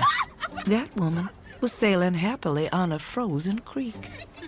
Nobody saw them falling. Hold Denver's hand, Beloved. You'll fall otherwise. You try, ma'am. Come on. No. You girls skate. We only got a pair and a half. Skate with me. You think I can? Pass me one of those skates, Denver. Each seemed to be helping the other to stay upright, yet each tumble doubled their delight. Their skirts flew like wings, and their skin turned pewter in the cold and dying light. Nobody saw them falling. Shoes and stockings off. Denver, that fire need feeding. Beloved, go get us some dry stockings. I'll get the quilts. And blankets from our beds. Gonna warm us up some milk. With cane sugar? Yes. And vanilla. Wrapped in quilts and blankets before the kitchen stove, they drank, wiped their noses, and drank again. We could roast some taters. Tomorrow. Time to sleep now. You finished with your eyes? Yes. I'm finished with my eyes. Drink up. Time for bed. Oh, not yet. It's so warm here. We stay here. When the click came, Setha didn't know what it was. Johnny, sweet William, bend down low. That song you singing, Beloved. I made that song up. The click. The settling of pieces into places designed and specially made for them. Setha simply turned her head and looked at Beloved's profile. I made it up and sang it to my children. Nobody know that song but me and my children. I know it. The click had clicked. Things were where they ought to be, or poised and ready to glide in. Setha brought pillows from the keeping room for the sleeping girls' heads, instructed them to keep the fire. With that, she gathered her blanket around her elbows and ascended the lily-white stairs like a bride. Outside, snow solidified itself into graceful forms. The peace of winter stars seemed permanent.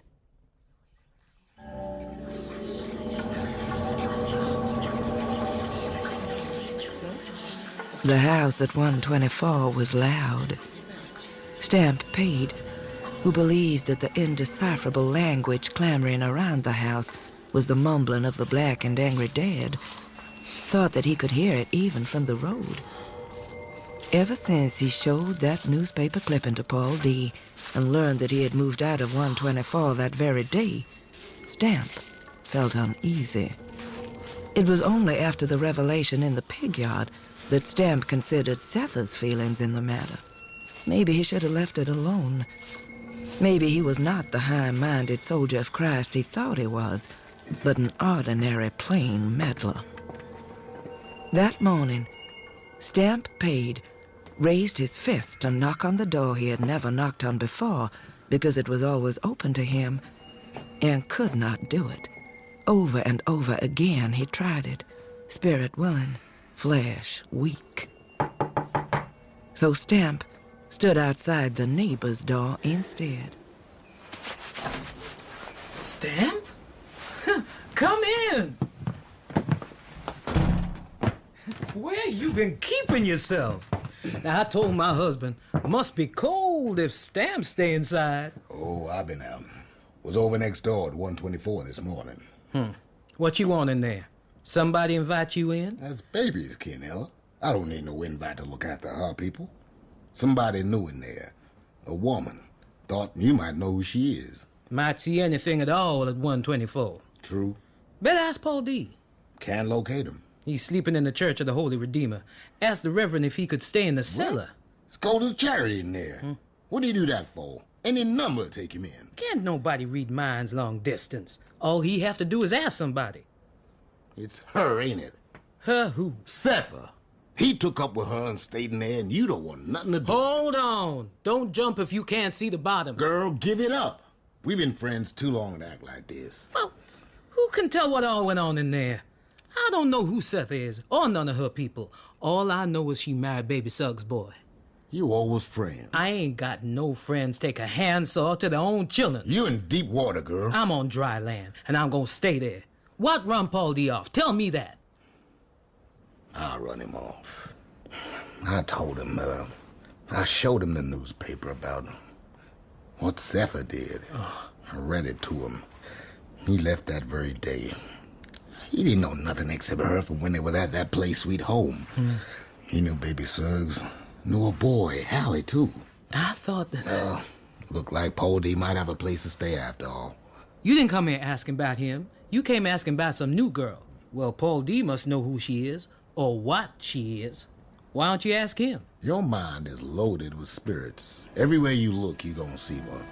You know as well as I do that people who die bad don't stay in the ground. Stamp set out to find Paul D. and found him on the steps of the Holy Redeemer, holding his wrist between his knees and looking red-eyed. I come looking for you to ask your pardon, Paul D. And to ask him something else, too, about that girl living with Setha and Denver at 124. Setha woke to a snow-bright morning cold enough to see her breath. She was eager to unravel the proof for the conclusion she had already leapt to, fondle the day and circumstances of beloved's arrival. For the first time, she was going to be late for work. Back stiff? Oh, yeah. Sleeping on the floor is supposed to be good for you. It hurts like the devil. Could be that fall you took. That was fun. Should I wake beloved? No, let her rest. Let the room warm up a little. Well, she likes to see you off in the morning. I'll make sure she does. Whatever's going on outside that door ain't for us. Our world is in this room. It's all there needs to be. When Setha wrapped her head and bundled up to go into town, it was already mid-morning. And when she left the house, she neither saw Stampade's prints in the snow, nor heard the voices that ringed 124 like a noose. You're late. Where you been? You got no business being late. Don't talk to me, Mr. Sawyer. Don't say nothing to me this morning. What? You talking back to me? I'm telling you, don't say nothing to me. You better get them pies made. Not too sweet. You make it too sweet, they don't eat it. The way I always do. Yeah, too sweet. Always sold, ain't they? You talking back again? Get to work. All day, Setha wondered how she could hurry time along and get to the no time waiting for her at home. That evening, wrapped tight and hunched up against the cold, her mind was busy with things she could now forget as she walked home. She hadn't cared about the measuring string that school teacher brought to Sweet Home. He wrapped that thing all over her head, across her nose, around her behind. She thought he was a fool, until she heard him tell his pupil, no, that's not the way. Write her human characteristics on the left and put her animal ones on the right. One more curve in the road, and Setha could see her chimney. It wasn't lonely looking anymore. She opened the door, walked in, and locked it tight behind her. The women inside were free at last to be what they liked. Mixed in with the voices surrounding the house were the thoughts of the women of 124, unspeakable thoughts, unspoken. Tell me the truth. Didn't you come from the other side? Yes, I was on the other side. You came back cause of me? Yes. You never forgot me. Your face is mine. Do you forgive me? Will you stay? You're safe here now. Where are the men without skins? Out there, way off. Can they get in here? No. They tried that once, but I stopped them. They won't ever come back. Where are your earrings? They took them from me. The men without skins took your earrings? Yes. I was going to help you, but the clouds got in the way. There are no clouds here, beloved. You're back. You're back. We played by the creek. I was there in the water. When I needed you, you came to be with me. My sister. I needed her face to smile. She said you wouldn't hurt me. She hurt me. I will protect you. I want her face. Don't love her too much. I am loving her too much. You are my beloved. Why did you leave me? Who am you? I will never leave you again. Don't ever leave me again. You will never leave me again. I loved you. You hurt me. You came back to me. I waited for you. You are mine. You are mine. I couldn't lay down nowhere in peace back when I first came out of prison and returned to this house. Now I can. Now the door is locked. I can sleep like the drowned have mercy. She come back to me, my daughter, and she is mine.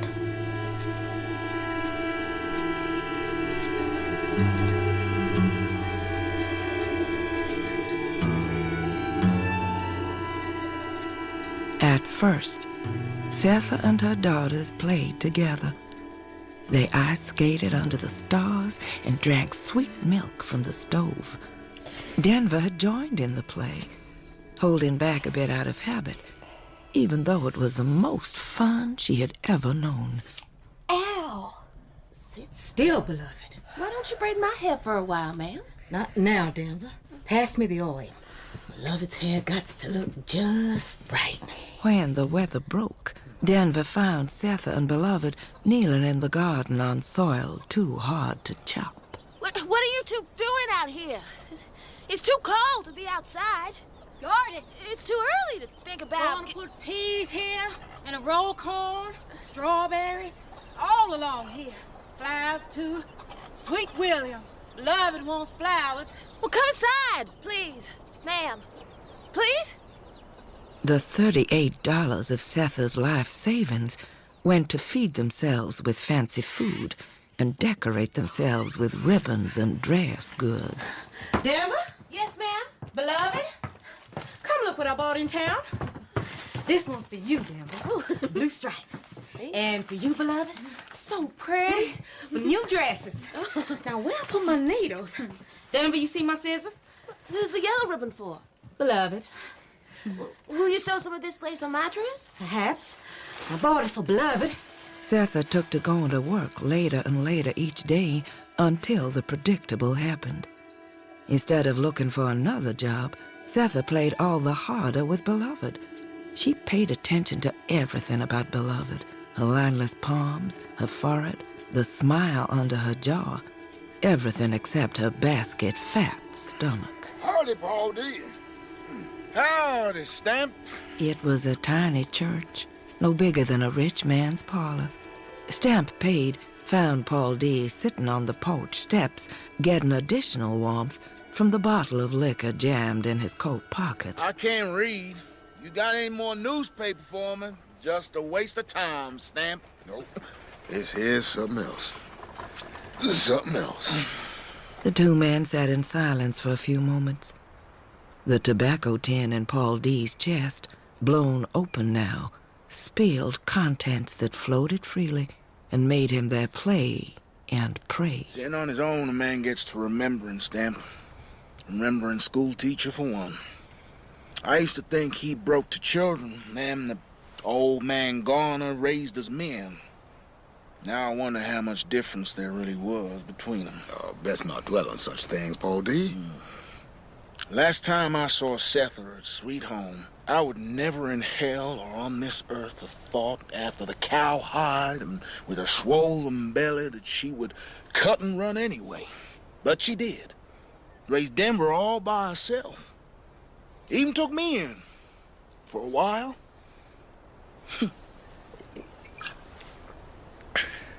What will you want with me, Stamp? If you have any more news, I don't want to hear it. I'll come looking for you to ask your pardon. For what? You pick any house where colored live, in all of Cincinnati. Pick anyone you welcome to stay there.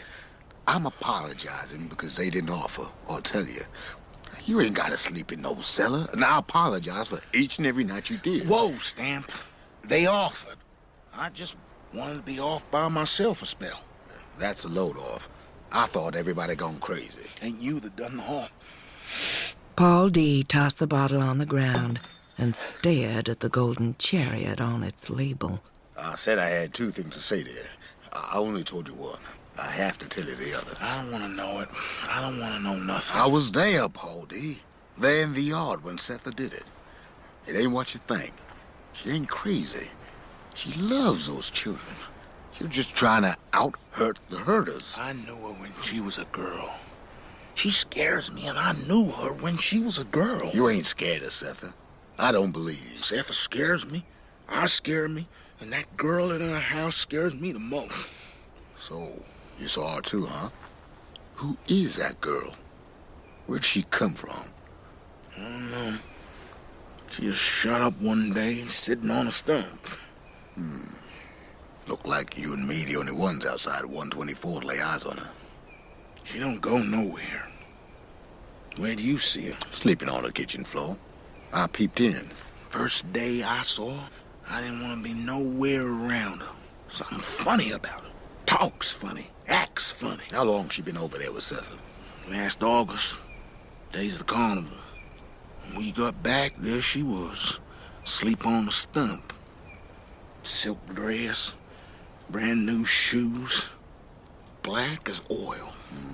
Is it she what run you off, Paul D? Not what I told you about Sether. A shudder ran through Paul D. A bone-cold spasm that made him clutch his knees.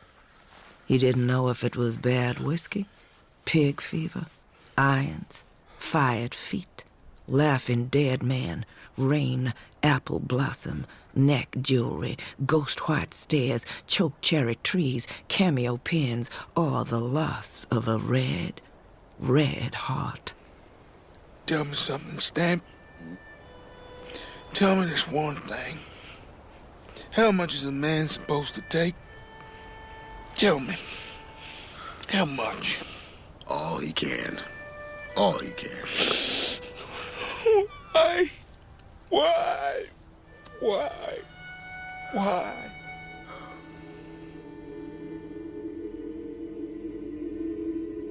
Once Sether saw the scar, the little curved shadow of a smile in the coochie-coochie-coo place under Beloved's chin, fingered it, and closed her eyes for a long time. She cut Denver out of the games they played. Beloved, who was getting bigger and plumper every day, made demands, invented desire. She slammed things, spilt salt, broke a window pane. Well, beloved. Sleeping?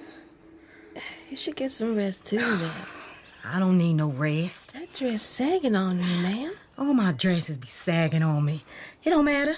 But your hands, flesh between your thumb and first finger, thin as silk. Beloved be awake soon. I got to make her something to eat. Ain't nothing left but them two laying hands.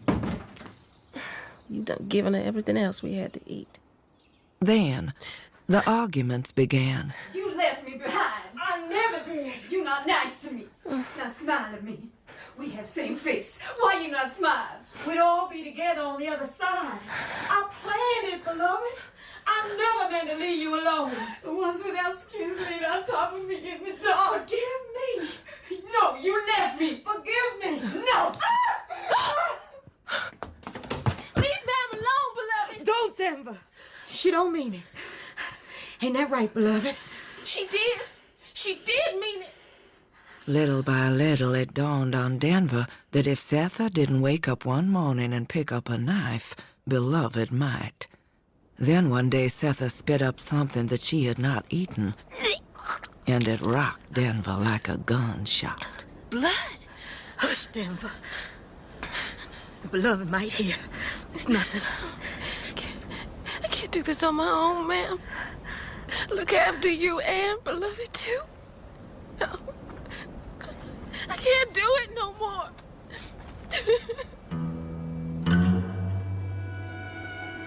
A dozen years had passed since Denver had visited Lady Jones, but as she walked, she found that the way came back to her. Wow, Denver, look at you, coming out of the cold, child. The girl was immediately recognizable to Lady Jones. She was older, of course, and dressed like a chippy, but it was definitely her former pupil. It's nice of you to come see me. What brings you? Well, nobody needs a reason to visit. How's her family, honey? There was no way for Denver to tell her how the family was, so she said what was at the top of her mind. I want work, Miss Lady. Work? What can you do? I can't do anything, but I would learn it for you if you had a little extra. Extra? Food. My ma'am, she doesn't feel good. Oh, baby. Come on. Let's see what we've got. Rice, some eggs will 4 do, and tea, got plenty of that. If you all need to eat until your mother is well, all you have to do is say so. We got a committee at the church we invented just so nobody has to go hungry. No, no committee. I better go. Come back anytime, Denver. 2 days later, Denver stood on the porch and noticed something lying on the tree stump at the edge of the yard. It was a sack of white beans. Another time, a plate of cold rabbit. One morning, a basket of eggs sat there. Strengthened by the gifts of food, the source of which neither Setha or Beloved questioned, the women had arrived at a doomsday truce. The bigger Beloved got, the smaller Setha became. Well, eat something, ma'am. Just a little. You fading away. Well, beloved. You ain't combed your hair or washed your face in days. Beloved. Lying in bed, like usual. Now eat. Please. Ruby! No! She's scratching at her scar again. Beloved! No! Don't make it bleed! Her father's daughter after all, Denver decided to do the necessary.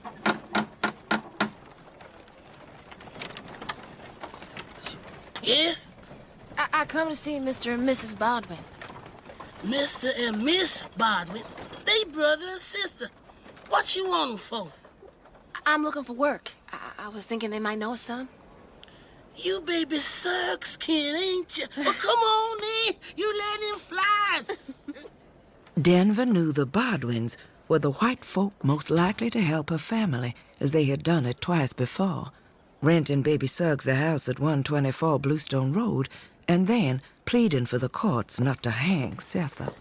I'm Janie Wagon. I've been here since I was 14.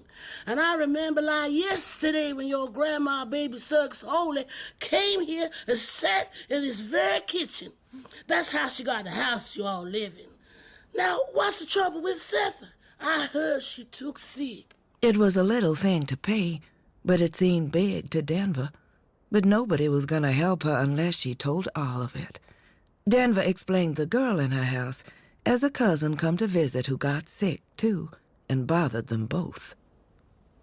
Tell me, this here woman in your house, the cousin, she got any lines in her hands? No. Well, I guess there is a God after all. Denver, you come back here in a few days. I don't want to quit the Baldwins, but they need not help, and they can't have me all day and all night, too. I have a word. Nothing much for you to do. Just to be here, in case. In case of what? Fire, bad weather, guests need serving or cleaning up after. Don't ask me what white folks need or not. They used to be good white folks. Oh, yeah. They still is good. I wouldn't trade them for another pair, tell you that. And with these assurances, Denver left. It wasn't long before the news that Janie had got hold of from Denver spread far and wide among the colored women of Cincinnati. Setha's dead daughter, the one whose throat she cut, had come back to fix her.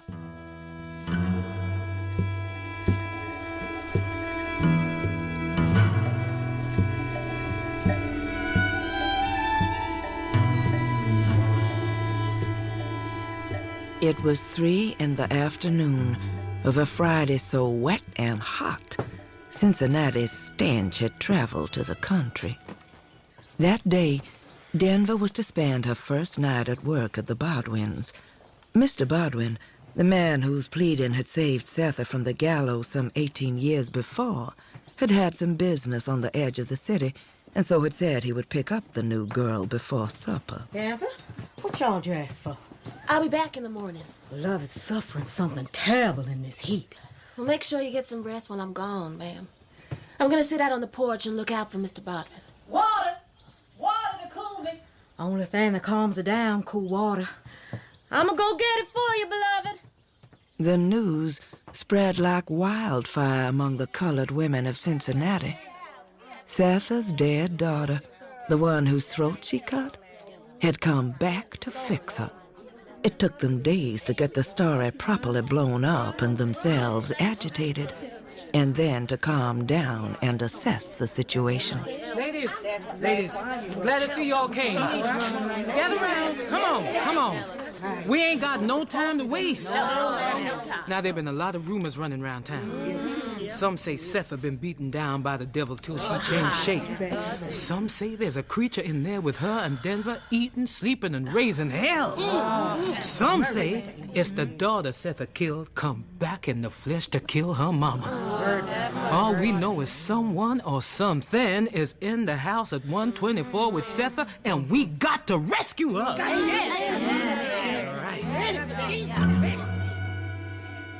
Denver sat on the porch steps with a bundle in her lap, looking in the direction Mr. Baldwin would be coming from. She did not see the women approaching, accumulating slowly in groups and 2s and 3s. In the end, 30 women made up the company that walked slowly toward number 124. Now Denver saw the approaching women and stood. What do you want? When the women assembled outside 124, Setha was breaking a lump of ice into chunks. She dropped the ice pick into her apron pocket to scoop the pieces into a basin. When the music entered the window, she was wringing a cool cloth to put on Beloved's forehead as she sprawled, sweating, on the keeping room bed. Come. Take my hand, beloved. Where? The music. We're gonna listen to that singing. Baby Suggs' clearing has come to me. Come. I looked over Jordan, and what did I see? The singing women recognized Setha at once and surprised themselves with the absence of fear when they saw what stood next to her. The devil child was clever, they thought. Thunder black and glistening, she stood on long, straight legs, her belly so big and tight she looked pregnant. Vines of hair twisted all over her head. Jesus, her smile was dazzling. Who that coming up the road? You remember Mr. Baldwin, ma'am? Well, that's his wagon. He's come to collect me. You and Beloved go inside. Now, go on now. Stand aside now. Whoa! You ready, Denver? Setha looks up. The sky is blue and clear. There is not one touch of death in the definite green of the leaves. When she lowers her eyes, she sees him. He is in the yard and he is coming for her best thing. She hears the beat of tiny wings. Stop, Ma! No! No! Little hummingbirds stick needle beaks right through Setha's headcloth into her hair and beat their wings. And if she is thinking anything, it is. The ice pick is not in her hand, it is her hand. Stop, Ma! It's Mr. Baldwin. He don't mean us no harm. Catch him before she stabs him. Come on, y'all! Standing alone on the porch, Beloved is watching. But now Setha is running into the faces of the people out there, joining them and leaving Beloved behind. Alone, again. Then Denver, running too, away from her to the pile of people, falling on top of Setha. And above them all, rising from his place with a whip in his hand, the man without skin, looking. He is looking at her.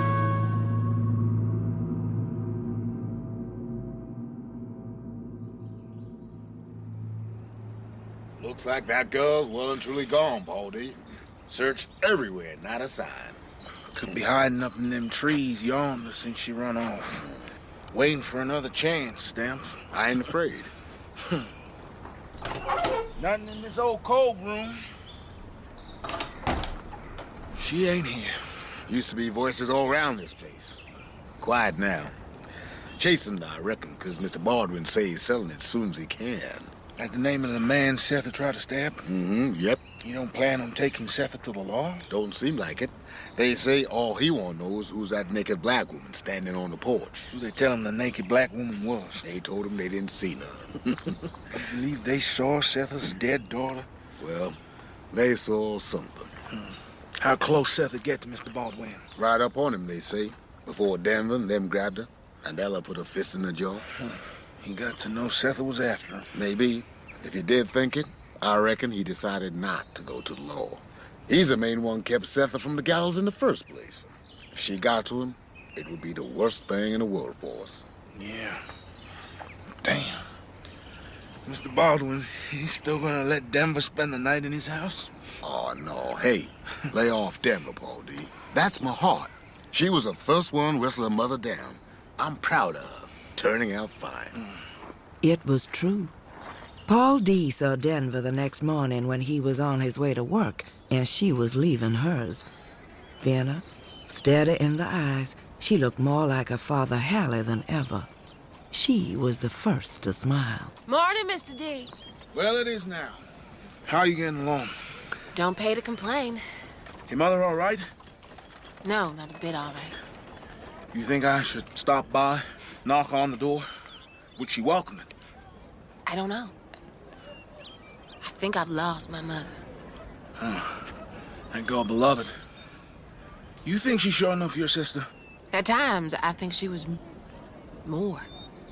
But who would know that better than you, Paul D? I mean, you sure enough knew her. Well, if you want my opinion... I don't. I have my own. You grown? Yes, sir. And Paul D, you don't have to stay away. But be careful how you talk to my man. You hear? Paul D. didn't care how Beloved went, or even why. He cared about how he left and why. In 5 tries to escape over the years, from Sweet Home, from Brandywine, from Alfred, Georgia, from Wilmington, from North Point, he had been frustrated.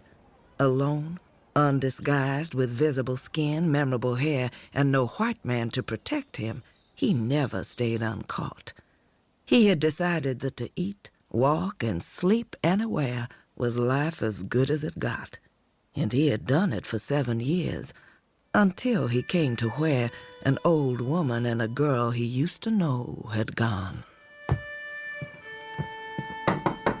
Setha! Where once a shaft of sad red light had bathed him, Setha!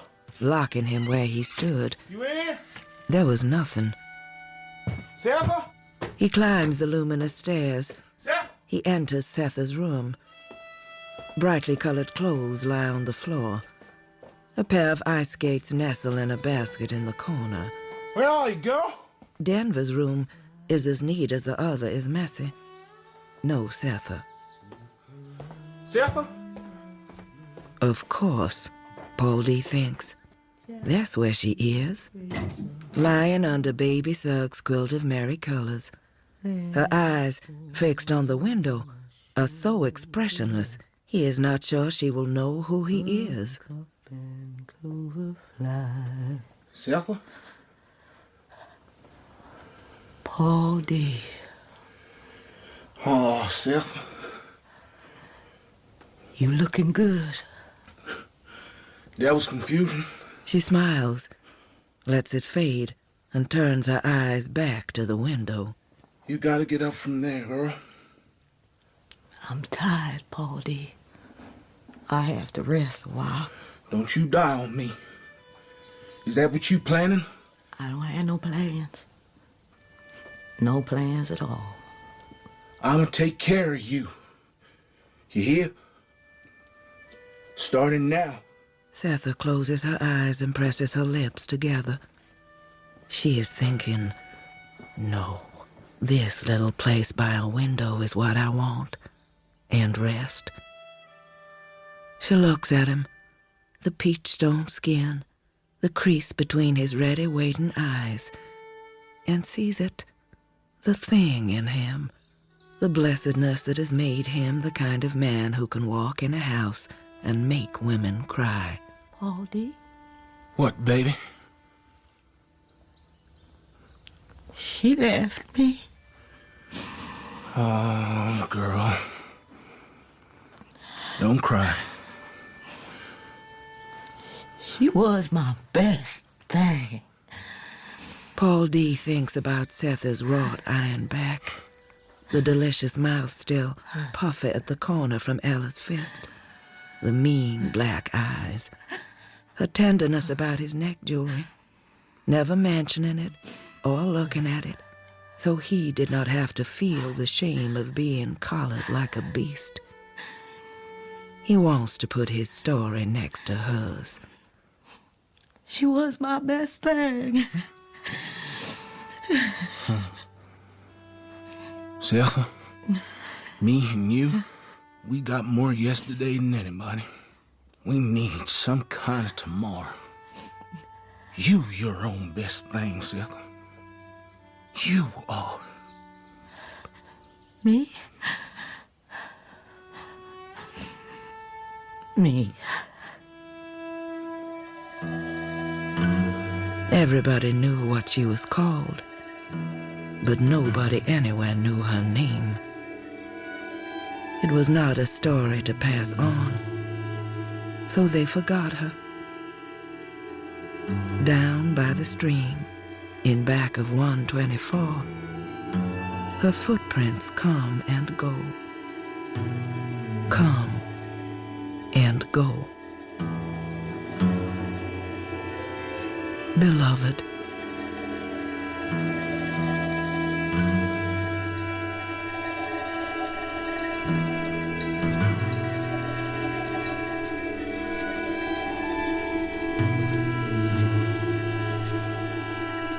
Beloved by Toni Morrison was narrated by Adjoa Andoh.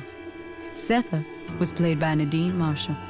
Denver by Pippa Bennett Warner, Paul D. by Danny Sapani, and Beloved by Gugu and Mbatha-Raw. Stampede was played by Richard Pepple, Baby Suggs by Alib Parsons, Ella, Sharon D. Clark, and Schoolteacher by Brian Prothero. The nephew was George Watkins. Lady Jones, Michelle Austin, and Janie was Cecilia Noble.